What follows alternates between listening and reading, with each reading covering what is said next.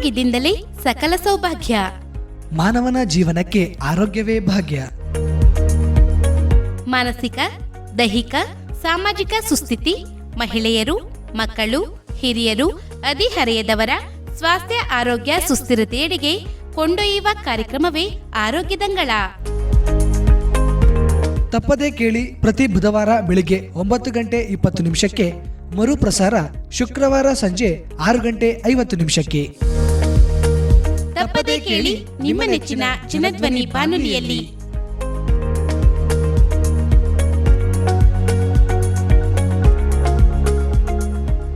ಆತ್ಮೀಯ ಜನಧ್ವನಿ ಕೇಳುಗರಿಗೆಲ್ಲ ನಮಸ್ಕಾರ.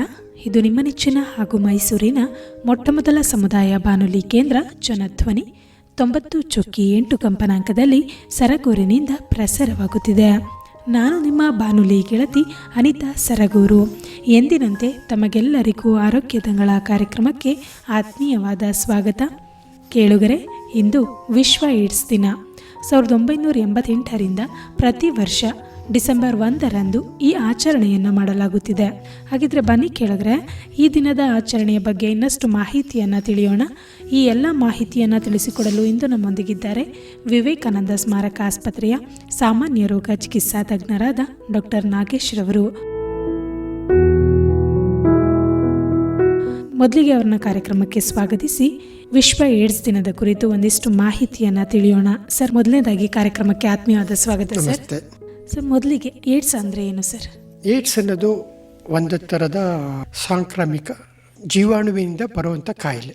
ಜೀವಾಣು ಅಂದರೆ ಈಗ ನಾವು ಎಷ್ಟೊಂದು ಕಾಯಿಲೆಗಳನ್ನ ಕೇಳಿದ್ದೀವಿ. ಒಬ್ಬರಿಂದ ಒಬ್ಬರಿಗೆ ಬರೋ ಸಾಧ್ಯತೆ ಇರುವಂಥದ್ದು, ಬೇರೆ ಜೀವಿಗಳಿಂದ ನಮಗೆ ಬರುವಂಥ ಕಾಯಿಲೆಗಳು.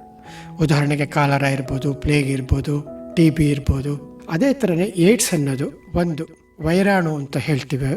ಅದು ಒಬ್ಬ ಮನುಷ್ಯನಿಗೆ ಸೋಂಕಿತರಾದಾಗ ಅದರಿಂದ ಬರುವಂಥ ಕಾಯಿಲೆ. ಅಂದರೆ ಈ HIV ಏಡ್ಸ್ಗೂ ವ್ಯತ್ಯಾಸ ಏನು ಸರ್? ಈಗ ತಾನೇ ನಾನು ಹೇಳಿದೆ, ಏಡ್ಸ್ ಅನ್ನೋದು ಒಂದು ವೈರಾಣುವಿಂದ ಬರ್ತದೆ ಅಂತ. HIV ಅನ್ನೋದು ನಿಜವಾದ ಅರ್ಥದಲ್ಲಿ ನಾವು ಹೇಳಿದ್ರೆ ಅದಕ್ಕೆ ಹ್ಯೂಮನ್ ಇಮ್ಯುನೋ ಡಿಫಿಷಿಯನ್ಸಿ ವೈರಸ್ ಅಂತ ಹೇಳ್ತೀವಿ. ಅಂದರೆ ಅದು ಒಂದು ಜೀವಾಣುವನ್ನೇ ವೈರಾಣುಗಳಂತ ಹೇಳ್ತೀವಿ. ಈಗ ನಾವು ವೈರಾಣುಗಳು ಅಂತ ಹೇಳಿದ್ರೆ, ಈಗ ರೇಬಿಸ್ ಬರ್ತಲ್ಲ, ಅದು ಒಂದು ವೈರಾಣುನೇ. ಎನ್ಕೆಫಲೈಟಿಸ್ ಅಂತ ಬರ್ತದೆ, ಅದು ವೈರಾಣುನೇ. ಹರ್ಪಿಸ್ ಅಂತ ಬರ್ತದೆ, ಅದು ವೈರಾಣು. ಆ ಥರದ್ದು ಕೆಲವು ತುಂಬ ಸೂಕ್ಷ್ಮ ಕ್ರಿಮಿಗಳಿರ್ತದೆ. ಅದು ಆ ಜಾತಿಗೆ ಸೇರಿದಂತಹ ಒಂದು ಜೀವಿ, ತುಂಬ ಸೂಕ್ಷ್ಮ ಜೀವಿ.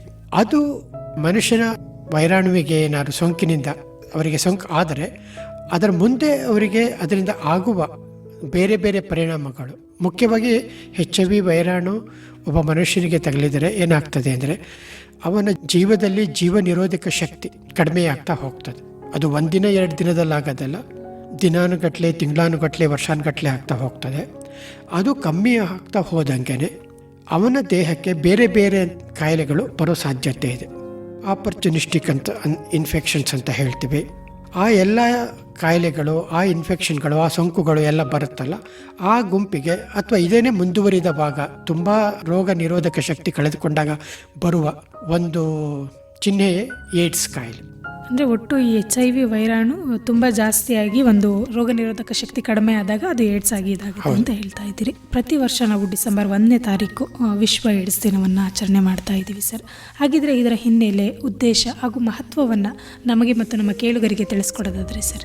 ವಿಶ್ವ ಏಡ್ಸ್ ದಿನ ಅನ್ನೋದಕ್ಕಿಂತ ನಾವು ಎಲ್ಲ ಆರೋಗ್ಯಕ್ಕೆ ಸಂಬಂಧಪಟ್ಟಿದ್ದಂಗೆ, ಕಾಯಿಲೆಗೆ ಸಂಬಂಧಪಟ್ಟಿದ್ದಂಗೆ ಕೆಲವು ದಿನಾಚರಣೆಗಳನ್ನ ಆಚರಿಸ್ತಿದ್ರೆ ಅಲ್ಲಿ ಸಂಭ್ರಮಕ್ಕಿಂತ ಹೆಚ್ಚಾಗಿ ಜನಕ್ಕೆ, ಕೆಲವು ಸಮಾಜಕ್ಕೆ ಕೆಲವು ಮಾಹಿತಿಗಳನ್ನ ತಿಳಿಸಿ ಅದರ ಮೂಲಕ ಅದನ್ನು ತಡೆಗಟ್ಟುವ ಒಂದು ನಿಟ್ಟಿನಲ್ಲಿ ಮಾಡುವ ಪ್ರಯೋಗಗಳಾಗಿರ್ತದೆ. ಅದೇ ರೀತಿಯಾಗಿ ವಿಶ್ವ ಏಡ್ಸ್ ದಿನ ಅಂತ ಡಿಸೆಂಬರ್ 1ರಲ್ಲಿ ಮಾಡ್ತಿರೋದು. ಅದು ಇತ್ತೀಚಿನ ವರ್ಷಗಳಲ್ಲೇ ಮಾಡ್ತಿರೋದು. ಇತ್ತೀಚಿನ ವರ್ಷಗಳು ಅಂತ ನಾನು ಹೇಳಿದ್ರೆ, ಮೊದಲು ನಾವು ಕೆಲವು ಸಣ್ಣ ಪುಟ್ಟ ವಿಷಯಗಳನ್ನ ತಿಳ್ಕೊಳ್ಳೋದು ಒಳ್ಳೆಯದು. ಈ ಏಡ್ಸ್ ಅಥವಾ HIV ಅನ್ನೋ ತೊಂದರೆ ಅದೇನು 100 ವರ್ಷಗಳಿಂದ ನಮ್ಮ ಸಮಾಜದಲ್ಲಿ ಇಲ್ಲ. ಅದು ಬಹುಶಃ ಮೊದಲನೇದಾಗಿ ಕಂಡಿಡ್ತಿದೆ ಸುಮಾರು ಒಬ್ಬ ವ್ಯಕ್ತಿಗೆ ಏಡ್ಸ್ ಸೋಂಕಿನಿಂದ ನರಳುತ್ತಿದ್ದಾನೆ ಅಂತ ಗೊತ್ತಾಗಿದ್ದೆ 1980ರಲ್ಲಿ, 81ನೇ ಇಸ್ವಿನಲ್ಲಿ. ಅದು ಒಮ್ಮೆ ಗೊತ್ತಾದ ಮೇಲಿಂದ ಇಡೀ ವಿಶ್ವಾದ್ಯಂತ ಪರೀಕ್ಷೆ ಮಾಡಿದಾಗ ಎಲ್ಲ ಕಡೆನೂ ಇದೆ ಆ ಕಾಯಿಲೆ ಅನ್ನೋದು ಗೊತ್ತಾಯಿತು.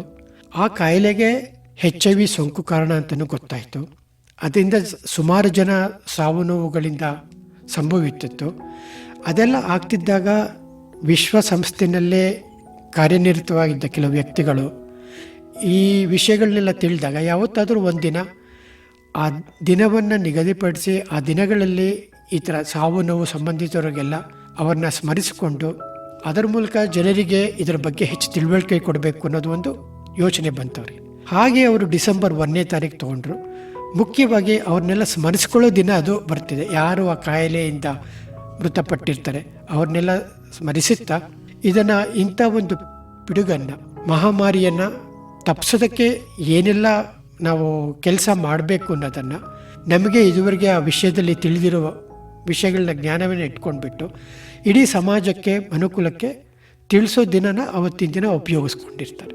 ಸೊ ವಿಶ್ವ ಏಡ್ಸ್ ದಿನದ ಹಿನ್ನೆಲೆ ಹಾಗೂ ಅದರ ಆಚರಣೆ ಉದ್ದೇಶನ ನಮಗೆ ಮತ್ತು ನಮ್ಮ ಕೇಳುಗರಿಗೆ ತಿಳಿಸ್ಕೊಡ್ರಿ ಸರ್. ಹಾಗಿದ್ರೆ ಈ ವರ್ಷದ ಘೋಷವಾಕ್ಯನ ನಮಗೆ ತಿಳಿಸ್ಕೊಡೋದಾದ್ರೆ ಸರ್. ಈ ವರ್ಷದ ಘೋಷವಾಕ್ಯ ಅದನ್ನು ಹೇಳಿದರೆ ಇಂಗ್ಲೀಷ್ನಲ್ಲಿ ಹೇಳಬೇಕಂದ್ರೆ take the rights path, my health my right ಅಂತ. ಅದನ್ನು ಕನ್ನಡಕ್ಕೆ ಭಾಷಾಂತರಗೊಳಿಸಬೇಕಂದ್ರೆ ರೈಟ್ಸ್ ಪಾತ್ ಅಂದ್ರೇನು? ಸಮಾನತೆ. ನಾವು ಅನೇಕ ವಿಷಯಗಳ ಬಗ್ಗೆ ಸಮಾನತೆ ಬಗ್ಗೆ ಮಾತಾಡ್ತೀವಿ. ಸಮಾನತೆ ಅಥವಾ ಹಕ್ಕು, ರೈಟ್ಸ್ ಅಂತ ಬಂದಾಗ ಹಕ್ಕು ಅಂತ ಬರ್ತದೆ. ಯಾವ ಹಕ್ಕುಗಳ ಬಗ್ಗೆ ನಾವು ಹೆಚ್ಚಿನ ಹೋರಾಟ ಮಾಡ್ತೀವಿ? ಲಿಂಗ ಭೇದ ಇದ್ದರೆ ಎಲ್ರಿಗೂ ಒಂದೇ ಥರ ಇರಬೇಕು, ಇದು ನನ್ನ ಹಕ್ಕು. ವಿದ್ಯೆ ನನ್ನ ಹಕ್ಕು, ಮಾತಾಡೋದು ನನ್ನ ಹಕ್ಕು. ಎಲ್ಲರೊಡನೆ ಈಗ ಉದಾಹರಣೆಗೆ ದೇವಾಲಯಕ್ಕೆ ಹೋಗಬೇಕು, ಅದು ನನ್ನ ಹಕ್ಕು, ಅದನ್ನು ಯಾರು ಈ ಥರ ಕೆಲವು ಮೂಲಭೂತವಾದ ಹಕ್ಕುಗಳಿರ್ತದೆ. ಆ ಥರ ಹಕ್ಕು ಬಂದಾಗ ಆರೋಗ್ಯನೂ ಒಂದು ಹಕ್ಕಾಗ್ಬೋದಾ? ಮನುಷ್ಯನಿಗೆ ಮೂಲಭೂತವಾದ ಹಕ್ಕು. ಸೊ ಇದು ನನ್ನ ಮೂಲಭೂತವಾದ ಹಕ್ಕು ಅಂದಾಗ ಆರೋಗ್ಯ ನನ್ನ ಹಕ್ಕು, ಅದು ನನ್ನ ಹಕ್ಕು, ಅದನ್ನು ನಾನು ಕಾಪಾಡ್ಕೋಬೇಕು. ಹಂಗೆ ಬಂತು ಅಂದಾಗ ಆರೋಗ್ಯ ಕಾಪಾಡ್ಕೊಳ್ಳೋದು ಅಂದರೆ ಏನು? ನಮಗೆ ಆಗುವ ಅನಾರೋಗ್ಯಗಳಿಂದ ವಿಮೋಚನೆಗೊಳ್ಳದೆ ಆರೋಗ್ಯ ಕಾಪಾಡ್ಕೊಳ್ಳೋದು. ಅನಾರೋಗ್ಯವನ್ನು ತಪ್ಪಿಸ್ಕೊಂಡ್ರೆ ಆರೋಗ್ಯ ಇರ್ತದೆ, ರೋಗಗಳನ್ನ ತೆಗೆದರೆ ಆರೋಗ್ಯ ಬರ್ತದೆ. ಸೊ ಆ ದಿಕ್ಕಿನಿಂದ ನಾವು ಯೋಚನೆ ಮಾಡಿದ್ರೆ ಮೈ ಹೆಲ್ತ್ ಮೈ ರೈಟ್ ಅಂದರೆ ನನ್ನ ಆರೋಗ್ಯ, ಅದು ನನ್ನ ಹಕ್ಕು. ಆ ದಿಕ್ಕಿನಲ್ಲಿ ನಾವು ಯೋಚನೆ ಮಾಡಿಬಿಟ್ಟು ಏಡ್ಸ್ನಿಂದ ಮುಕ್ತಗೊಳ್ಳೋದು ಅದು ನನ್ನ ಹಕ್ಕು ಅನ್ನೋದನ್ನು ಎಲ್ಲರಲ್ಲೂ ಜನರಲ್ಲಿ ಜಾಗೃತಿನ ಮೂಡಿಸೋದು ಈ ಘೋಷವಾಕ್ಯದ ಉದ್ದೇಶ. ಅಂದರೆ ಪ್ರತಿ ವರ್ಷ ಒಂದೊಂದು ಘೋಷವಾಕ್ಯದೊಂದಿಗೆ ಡಿಸೆಂಬರ್ 1ರಂದು ವಿಶ್ವ ಏಡ್ಸ್ ದಿನವನ್ನು ಆಚರಣೆ ಮಾಡೋ ರೀತಿ 2024ರಲ್ಲೂ ಸಹ ಒಂದು ಘೋಷವಾಕ್ಯದೊಂದಿಗೆ ಆಚರಣೆ ಮಾಡ್ತಾ ಇದ್ದೀವಿ ಸರ್. ಹಾಗಿದ್ರೆ ಈ HIV ಲಕ್ಷಣಗಳನ್ನ ನಮಗೆ ಮತ್ತು ನಮ್ಮ ಕೇಳುಗರಿಗೆ ತಿಳಿಸೋದಾದರೆ ಸರ್. ಈ ಮೊದಲೇ ತಿಳಿಸಿದಂಗೆ HIV ಅನ್ನೋದು ಒಂದು ವೈರಾಣು. ಅದು ನಮ್ಮ ದೇಹದೊಳಕ್ಕೆ ಹೋದ ಮೇಲಿಂದ ಸ್ವಲ್ಪ ಸಮಯ ಕಳೆದ ನಂತರ ಕೆಲವು ತೊಂದರೆಗಳು ನಾವು ಕಾಣ್ಬೋದು. ಆ ತೊಂದರೆಗಳೇನು ಅಂದರೆ ತುಂಬ ಮಿದುವಾಗಿರ್ತದೆ, ಗೊತ್ತೇ ಆಗದೆ ಇರ್ಬೋದು. ಬರೀ ಫ್ಲೂ ಥರ ಇರ್ಬೋದು, ಕೆಮ್ಮು ನೆಗಡಿ ಜ್ವರ, ಮೈಕೆ ನೋವು ಅಂತ ಬರ್ಬೋದು, ಕೀಲು ನೋವು ಅಂತ ಬರ್ಬೋದು, ಸಣ್ಣ ಸಣ್ಣ ಕತ್ತಿನಲ್ಲಿ ಆಗಲಿ ಆ ಥರ ಗಂಟೆನರು ಬರ್ಬೋದು, ಅಥವಾ ಒಂದೆರಡು ಸಲ ವಾಂತಿ ಭೇದಿ ಆಗ್ಬೋದು, ಹೊಟ್ಟೆ ನೋವು ಬರ್ಬೋದು, ಹಶ್ವಾಗದೆ ಇರ್ಬೋದು, ಸುಸ್ತಾಗ್ಬೋದು. ಈ ಥರ ಯಾವುದೇ ಒಂದು ಸಾಮಾನ್ಯ ತೊಂದರೆ ಆದಾಗಲೂ ಕೂಡ ಆಗ್ತದೋ ಅದೇ ಥರ ಈ ಥರ ಕೆಲವು ಸಣ್ಣ ಪುಟ್ಟ ಚಿಹ್ನೆಗಳು ಬರ್ತದೆ. ಆಮೇಲಿಂದ ಅದು ಕೆಲವು ಟೈಮು ಎಷ್ಟು ಕಮ್ಮಿ ಇರ್ತದೆ ಅಂದರೆ ಅದು ಬಂದು ಹೋಗಿರೋದು ಆ ಸೋಂಕಿತ ವ್ಯಕ್ತಿಗೆ ಗೊತ್ತೇ ಆಗಿರೋದಿಲ್ಲ. ಏನೋ ಇವತ್ತು ನಾನು ಜಾಸ್ತಿ ಕೆಲಸ ಮಾಡಿದೆ, ನನಗೆ ಅದಕ್ಕೆ ಮೈಕೆ ನೋವು ಬಂದಿದೆ ಅಂದ್ಕೊಂಡ್ಬಿಟ್ಟು ಅವ್ರು ಅದನ್ನು ಮರೆತು ಬಿಟ್ಟಿರ್ತಾರೆ. ಅದು ಮುಗಿದ ಮೇಲಿಂದ ಸುಮಾರು ತಿಂಗಳು ವರ್ಷಗಳ ಕಾಲ ಏನು ಸಮಸ್ಯೆನೂ ಇಲ್ಲದೇನೂ ಇರಬಹುದು. ಆದರೆ ಅದು ಸೋಂಕು ದೇಹದಲ್ಲಿರುವ ವೈರಾಣು ಪೂರ್ತಿ ಹೋಗಿರೋದಿಲ್ಲ, ಅದು ಹಾಗೆ ಉಳ್ಕೊಂಡಿರ್ತದೆ. ಅದು ಒಳಗಡೆ ವೃದ್ಧಿ ಆಗ್ತಿದ್ದಂಗೆ ದೇಹದ ಎಲ್ಲ ಅಂಗಗಳಿಗೂ ವ್ಯಾಪಿಸುತ್ತೆ. ಅದು ವ್ಯಾಪಿಸಿದ ಮೇಲಿಂದ ಆ ಅಂಗಗಳ ಕೆಲಸ ಕಾರ್ಯಗಳಲ್ಲಿ ತಡೆಯೊಡ್ಡುತ್ತದೆ ಮತ್ತು ಒಟ್ಟಾರೆಯಾಗಿ ನಮ್ಮ ದೇಹದ ಇಮ್ಯೂನ್ ಸಿಸ್ಟಮ್ ಅಂದರೆ ರೋಗ ನಿರೋಧಕ ಶಕ್ತಿಯನ್ನು ಕಮ್ಮಿ ಮಾಡ್ತದೆ. ಅದು ಕಮ್ಮಿ ಮಾಡಿದಂಗೆ ಹೊಸ ಹೊಸ ತೊಂದರೆಗಳು ಕಾಣಿಸ್ಕೊಳ್ಳೋಕ್ಕೆ ಶುರು ಮಾಡ್ತದೆ. ಉದಾಹರಣೆಗೆ ನಿಮೋನಿಯಾ ಇರ್ಬೋದು, ಸರ್ಪ ಸುತ್ತಿರ್ಬೋದು, ಬಾಯಿನಲ್ಲಿ ಹೆಚ್ಚು ಹುಣ್ಣುಗಳಾಗೋದಿರ್ಬೋದು, ಕೆಲವು ಥರದ ಕ್ಯಾನ್ಸರ್ಗಳು ಬರೋದಿರ್ಬೋದು, ಅಥವಾ ಮಿದುಳು ಜ್ವರ ಅಂತ ಹೇಳ್ತೀವಲ್ಲ ಮೆನೆಂಜೈಟಿಸ್ ಅಂತ ಇರ್ಬೋದು. ಅದಲ್ಲದೇ ಅಂಗಗಳು ಸರಿಯಾಗಿ ಕೆಲಸ ಮಾಡದೇ ಇರೋದು, ಉದಾಹರಣೆಗೆ ಹೃದಯಕ್ಕೆ ಇರ್ಬೋದು, ಮಿದುಳಿಗಿರ್ಬೋದು. ಇಂಥ ಎಲ್ಲ ಒಂದು ತೊಂದರೆಗಳು ಕಾಲಕ್ರಮೇಣದಲ್ಲಿ ಅದು ವೃದ್ಧಿಯಾದಾಗ ಹಂಗಾಗ್ತದೆ. ಅಂಥ ಸ್ಥಿತಿನ ನಾವು ಏಡ್ಸ್ ಅಂತ ಹೇಳ್ತೀವಿ. ಶುರುವಿನಲ್ಲಿ ಬಂದಾಗ ಬರೀ ಫ್ಲೂ ಥರ ಬಂದಿದ್ರೆ, ಸ್ವಲ್ಪ ಮೈಕೆನೋ ಬಂದಿದ್ರೆ ಅದನ್ನು ಏಡ್ಸ್ ಅಂತ ಹೇಳೋದಿಲ್ಲ. ಆರಂಭಿಕ ಮೊದಲನೇ 2ನೇ ಹಂತದಲ್ಲಿ ಅದನ್ನು ಹೇಳೋದಿಲ್ಲ. ಅದು 3-4 ಹಂತಗಳಿರ್ತದೆ. ಅದು ಕೊನೆ ಹಂತಗಳಲ್ಲಿ ಬಂದಾಗ ಮಾತ್ರ ಅದಕ್ಕೆ ಏಡ್ಸ್ ಅಂತ ಹೇಳ್ತೀವಿ. ಸೊ ಇಷ್ಟೊತ್ತು HIV ಲಕ್ಷಣಗಳ ಬಗ್ಗೆ ತಿಳಿಸ್ಕೊಟ್ರಿ ಸರ್. ಹಾಗಿದ್ರೆ HIV ಹರಡುವ ವಿಧಾನಗಳನ್ನ ನಮಗೆ ತಿಳಿಸ್ಕೊಡೋದಾದರೆ ಸರ್. ಇದು ಎಲ್ಲರೂ ತಿಳ್ಕೊಳ್ಬೇಕಾಗಿರೋದು ತುಂಬ ಮುಖ್ಯವಾದ ವಿಚಾರ. ಕಾರಣ ಯಾತಕ್ಕೆ ಅಂದರೆ HIV ಹರಡೋದಕ್ಕೆ ಬಹುಶಃ ಬರೀ ಕೆಲವು ಕಾರಣಗಳಿರ್ತದೆ. ಎಲ್ಲ ಕಾರಣದಿಂದನೂ HIV ಬರೋದಕ್ಕೆ ಸಾಧ್ಯ ಇಲ್ಲ. ಮೊಟ್ಟಮೊದಲನೆಯದಾಗಿ ಅಸುರಕ್ಷಿತ ಲೈಂಗಿಕ ಕ್ರಿಯೆ. ಬಹುಶಃ ಎಲ್ರಿಗೂ ಗೊತ್ತಿರ್ಬೋದು, ಸಾಮಾನ್ಯವಾಗಿ ಲೈಂಗಿಕ ಕ್ರಿಯೆ ಅಂತ ನಾವು ಹೇಳಿದಾಗ ಅದು ಸ್ವಾಭಾವಿಕವಾದಂಥದ್ದು, ಎಲ್ಲ ಜೀವಿಗಳಲ್ಲೂ ಇದ್ದೇ ಇರ್ತದೆ. ಅದು ಲಿಂಗ ಭೇದ ಇದ್ದಾಗ ಗಂಡಸರಿಗೆ ಹೆಂಗಸರಲ್ಲಿ ಹಂಗಾಗ್ತದೆ. ಅದರಲ್ಲೂ ಅನೇಕ ಪ್ರಭೇದಗಳಿದೆ. ಕೆಲವರು ಗಂಡಸರು ಸೇರ್ಬೋದು, ಹೆಂಗಸರು ಸೇರ್ಬೋದು. ಆ ಥರ ವ್ಯತಿರಿಕ್ತ ಸ್ಥಿತಿನೂ ಬರಬಹುದು. ಆದರೆ ಆ ಲೈಂಗಿಕ ಕ್ರಿಯೆ ಸುರಕ್ಷಿತವಾಗಿಲ್ಲದಿದ್ದರೆ ಆಗ HIV ಸೋಂಕು ಬರೋ ಸಾಧ್ಯತೆ ಇದೆ. ಕಾರಣ ಯಾತಕ್ಕೆ ಅಂದರೆ ಈ HIV ವೈರಾಣುಗಳು ದೇಹದಲ್ಲಿ ರಕ್ತದಲ್ಲಿರ್ಬೋದು, ಅಥವಾ ಈ ಯೋನಿ ದ್ರವದಲ್ಲಿ ಬರ್ಬೋದು, ಮನುಷ್ಯನ ಇದರಲ್ಲಿ ದ್ರವದಲ್ಲಿ ಬರ್ಬೋದು ಅವರು ಸಂಭೋಗ ಮಾಡುವಾಗ. ಅದೇ ಥರ ರಕ್ತದಲ್ಲಿದ್ದಾಗ ತಾಯಿಯಿಂದ ಮಗುವಿಗೂ ಬರ್ಬೋದು. ಸೊ ಅದರಿಂದ ಸುರಕ್ಷಿತ ಲೈಂಗಿಕಕ್ಕೆ ಇಲ್ಲದಿದ್ದಾಗ ಬರ್ಬೋದು. ಎರಡನೇ ಕಾರಣದಿಂದ ಇನ್ನೊಂದು ಹೆಂಗಾಗ್ಬೋದು ಅಂದರೆ, ಈಗ ನಾವು ಇಂಜೆಕ್ಷನ್ ತೊಗೊಳ್ತೀವಿ, ಬೇರೆ ಮೆಡಿಸಿನ್ಗಳು ತೊಗೋತೀವಿ, ಆಗ ಸೂಜಿ ಹಾಕ್ತಾರೆ. ಅದು ಸುರಕ್ಷಿತವಿಲ್ಲದಿದ್ದರೆ ಒಬ್ಬರ ರಕ್ತಕ್ಕೆ ಸೇರಿಕೊಂಡು ಚುಚ್ಚಿದ್ದನ್ನು ಅದೇ ನೀಡಲ್ನೆಲ್ಲ ತಿರ್ಗಾ ಉಪಯೋಗಿಸ್ಕೊಂಡ್ರೆ ಅವರಿಗೆ ಸೋಂಕಿತರಾಗಿದೆ, ಅದ್ರ ಮೂಲಕ ಇವ್ರಿಗೂ ಬರೋ ಸಾಧ್ಯತೆ ಇದೆ. ಅದು ನಾನು ಬರೀ ಇಂಜೆಕ್ಷನ್ ಅಂತ ಅಷ್ಟನ್ನೇ ಹೇಳಬೇಕಾಗಿಲ್ಲ. ಅದೇ ಥರ ಬೇರೆನೂ ಹೇಳ್ಬೋದು. ಶೇವ್ ಮಾಡ್ಕೋತಾರೆ, ಅದೇ ಬ್ಲೇಡ್ ಯೂಸ್ ಮಾಡ್ತಾರೆ, ಇಲ್ಲದಿದ್ದರೆ ಮಚ್ಚೆಯೆಲ್ಲ ಹಾಕಿಸ್ಕೋತಾರೆ, ಆಗಲೂ ಕೂಡ ಚುಚ್ಚೋದು ಎಲ್ಲ ಇರ್ತದೆ. ಒಬ್ಬರಿಗೆ ಮಾಡಿದ್ದಲ್ಲಿ ಅದರಲ್ಲಿ ಯಾರು ಅಸುರಕ್ಷಿತವಾಗಿದ್ದರೆ, ಅವರ ರಕ್ತದಲ್ಲಿ ಕ್ರಿಮಿ ಇದ್ದರೆ ಅದರಿಂದ ಇನ್ನೊಬ್ರಿಗೂ ಬರ್ಬೋದು. ಸೊ ಮುಖ್ಯವಾಗಿ ಹಾಗೆ ಬರ್ತದೆ. ಅದು ಎರಡನೇ ವಿಧಾನ. ಮೂರನೇ ವಿಧಾನ ಅಂದರೆ ರಕ್ತ ದಾನ ಮಾಡಿದಾಗ, ಇನ್ಯಾರಿಗಾರು ನಾವು ರಕ್ತ ಕೊಡ್ಲಿಕ್ಕೆ ಹೋದಾಗ ರಕ್ತದಾನಿಗಳೇನಾದರೂ ಅವರ ರಕ್ತದಲ್ಲಿ ವೈರಾಣು ಇದ್ದರೆ ಅವರ ಕೊಟ್ಟ ರಕ್ತದ ಮೂಲಕ ಯಾರಿಗೆ ರಕ್ತ ನಾವು ಕೊಡ್ತೀವೋ ಅವ್ರಿಗೆ ಸೇರ್ತದೋ ಅವ್ರಿಗೂ ಬರೋ ಸಾಧ್ಯತೆ ಇದೆ. ಆ್ಯಂಡ್ ಕೊನೆಯದಾಗಿ ತಾಯಿಗೆ ಗರ್ಭಾವಸ್ಥೆಯಲ್ಲಿ HIV ಸೋಂಕಿದ್ದರೆ ಆಗ ಹುಟ್ಟಿದ ಮಗುವಿಗೂ ಸೋಂಕು ಬರುವ ಸಾಧ್ಯತೆ ಇರ್ತದೆ. ಈ 4 ಕಾರಣಗಳಿಂದ, 4 ವಿಧಾನಗಳಿಂದ ಒಬ್ಬರಿಂದ ಒಬ್ಬರಿಗೆ ಬರೋ ಸಾಧ್ಯತೆ ಇದೆ. ಸರ್, ಇಷ್ಟೊತ್ತು HIV ಹರಡೋದಕ್ಕೆ 4 ವಿಧಾನಗಳ ಬಗ್ಗೆ ತಿಳಿಸ್ಕೊಟ್ರಿ ಸರ್, ಯಾವ ರೀತಿ ಹರಡುತ್ತೆ ಅನ್ನೋದ್ರ ಬಗ್ಗೆ. ಈ 4 ವಿಧಾನ ಬಿಟ್ಟು ಬೇರೆ ಯಾವ ರೀತಿಯಲ್ಲಿ HIV ಹರಡುವ ಸಾಧ್ಯತೆ ಇರುತ್ತೆ ಸರ್? ಇದು ಬಿಟ್ಟು ಬೇರೆ ಇನ್ಯಾವ ರೀತಿಯಲ್ಲೂ HIV ಹರಡೋಕ್ಕೆ ಸಾಧ್ಯ ಇಲ್ಲ. ಆದರೆ ಎಲ್ಲರೂ ತಿಳ್ಕೊಳ್ಬೇಕಾಗಿರೋದು ಮುಖ್ಯವಾಗಿ ಏನು ವಿಷಯ ಅಂದರೆ, ಸಾಮಾನ್ಯವಾಗಿ ಜನರಲ್ಲಿ ಕೆಲವು ಮಿಥ್ಯೆಗಳಿದೆ. ಒಬ್ಬ HIV ಸೋಂಕಿತ ವ್ಯಕ್ತಿ ಇದ್ದಾನೆ, ಇವತ್ತು ಅವನು ನನ್ನ ಜೊತೆ ಬಂದಿದ್ದ, ಅವನು ನನಗೆ ಹಸ್ತಲಾಘವ ಮಾಡ್ದ, ನಾನು ಅವನು ಮುಟ್ಟಿದೆ, ನನಗೆ ಅದರಿಂದ ಬರ್ತದ? ಇಲ್ಲ, ಬರೋದಿಲ್ಲ. ಅವನ ಜೊತೆ ಕೂತ್ಕೊಂಡು ಊಟ ಮಾಡಿದೆ, ನನಗೆ ಬರ್ತದ? ಇಲ್ಲ. ಎಲ್ಲೋ ಒಂದು ಕಡೆ ಹೋಗಿದ್ವಿ, ಹೊಟ್ಟನ ಅವರದು ಉಪಯೋಗಿಸಿದ ತಟ್ಟೆ ಲೋಟನೇ ತೊಳೆದ್ಬಿಟ್ಟು ನನಗೆ ಕೊಟ್ಟರು, ನನಗೆ ಬರ್ತದ? ಇಲ್ಲ, ಬರೋದಿಲ್ಲ. ಅವನು ಹೋಗಿದ್ದ ಬಾತ್ರೂಮ್ನೇ, ನಾನು ಮೂತ್ರಾಲಯಕ್ಕೂ ನಾನು ಹೋಗಿದ್ದೆ, ಅದರಿಂದ ನನಗೆ ಬರ್ತದ? ಅದನ್ನೇ ಉಪಯೋಗಿಸಿದ್ದೆ? ಇಲ್ಲ. ಅವನು ಮಲಗಿದ್ದ ಮಂಚದಲ್ಲಿ ಇರ್ಬೋದು, ಆಮೇಲೆ ನಾನು ಹೋಗಿ ಮಲಗಿದ್ದೆ, ನನಗೆ ಬರ್ತದ? ಇಲ್ಲ. ಅವರ ವಸ್ತುಗಳನ್ನ ನಾವು ಉಪಯೋಗಿಸೋದ್ರಿಂದ ಆಗಲಿ ಅಥವಾ ಬಟ್ಟೆಗಳನ್ನ ಉಪಯೋಗಿಸೋದ್ರಲ್ಲಿ ಆ ಥರ ಒಬ್ಬರಿಂದ ಒಬ್ಬರಿಗೆ ಹರಡುವ ರೋಗ ಅದು ಅಲ್ಲ. ಅದು HIV ಅನ್ನೋ ವೈರಾಣು ಬರೀ ಮನುಷ್ಯರಲ್ಲಿ ಮಾತ್ರ ಇದೆ. ಒಬ್ಬರು ಮನುಷ್ಯರಿಂದ ಇನ್ನೊಬ್ಬರು ಮನುಷ್ಯರೇ ಬರೋದದು. ಆದರೆ ಆ ಒಬ್ಬರಿಂದ ಒಬ್ಬರಿಗೆ ಬರಬೇಕಾಗಿದ್ರೆ ಮುಂಚೆ ಹೇಳಿದಂಗೆ ಆ 4 ವಿಧಾನಗಳಲ್ಲಿ ಲೈಂಗಿಕ ಕ್ರಿಯೆ ಮೂಲಕ ಆಗಬಹುದು, ಇಲ್ಲದಿದ್ದರೆ ರಕ್ತದಾನ ಮಾಡಿದಾಗ ರಕ್ತದ ಮೂಲಕ ಬರ್ಬೋದು, ಅಥವಾ ರಕ್ತ ಅಲ್ಲದೇ ಇಂಜೆಕ್ಷನ್ನು, ಆಪ್ರೇಷನ್ನು ಅಂತ ಎಲ್ಲ ಮಾಡಿದಾಗ ಅದು ಉಪಯೋಗಿಸುವ ಉಪಕರಣಗಳು, ಸೂಜಿ ಇರ್ಬೋದು, ಮತ್ತೊಂದಿರ್ಬೋದು, ಅದ್ರ ಮೂಲಕನೂ ಬರ್ಬೋದು. ಅದು ಸುರಕ್ಷಿತವಾಗಿಲ್ಲದಿದ್ದರೆ ಮತ್ತೆ ಕೊನೆಯದಾಗಿ ತಾಯಿಯಿಂದ ಮಗುವಿಗೆ ಬರ್ಬೋದು.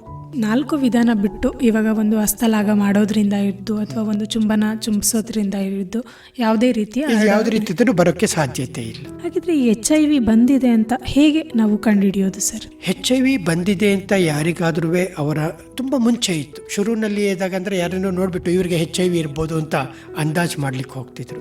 ಕಾಲ ಬದಲಾಗಿದೆ. ಯಾರನ್ನ ಬರೀ ಮುಖ ನೋಡೋದ್ರಿಂದ ಆಗಲಿ ಅವ್ರಿಗಿರೋ ಲಕ್ಷಣಗಳಿಂದಾಗಲಿ HIV ಇದೆ ಅಂತ 100ಕ್ಕೆ 100 ಭಾಗ ಹೇಳೋದು ಕಷ್ಟ ಆಗ್ತದೆ. ಅದು ನಿಖರವಾಗಿ ಹೇಳಬೇಕಾಗಿದ್ರೆ ರಕ್ತ ಪರೀಕ್ಷೆ ಮಾಡೋದ್ರಿಂದ ಮಾತ್ರ ಗೊತ್ತಾಗ್ತದೆ.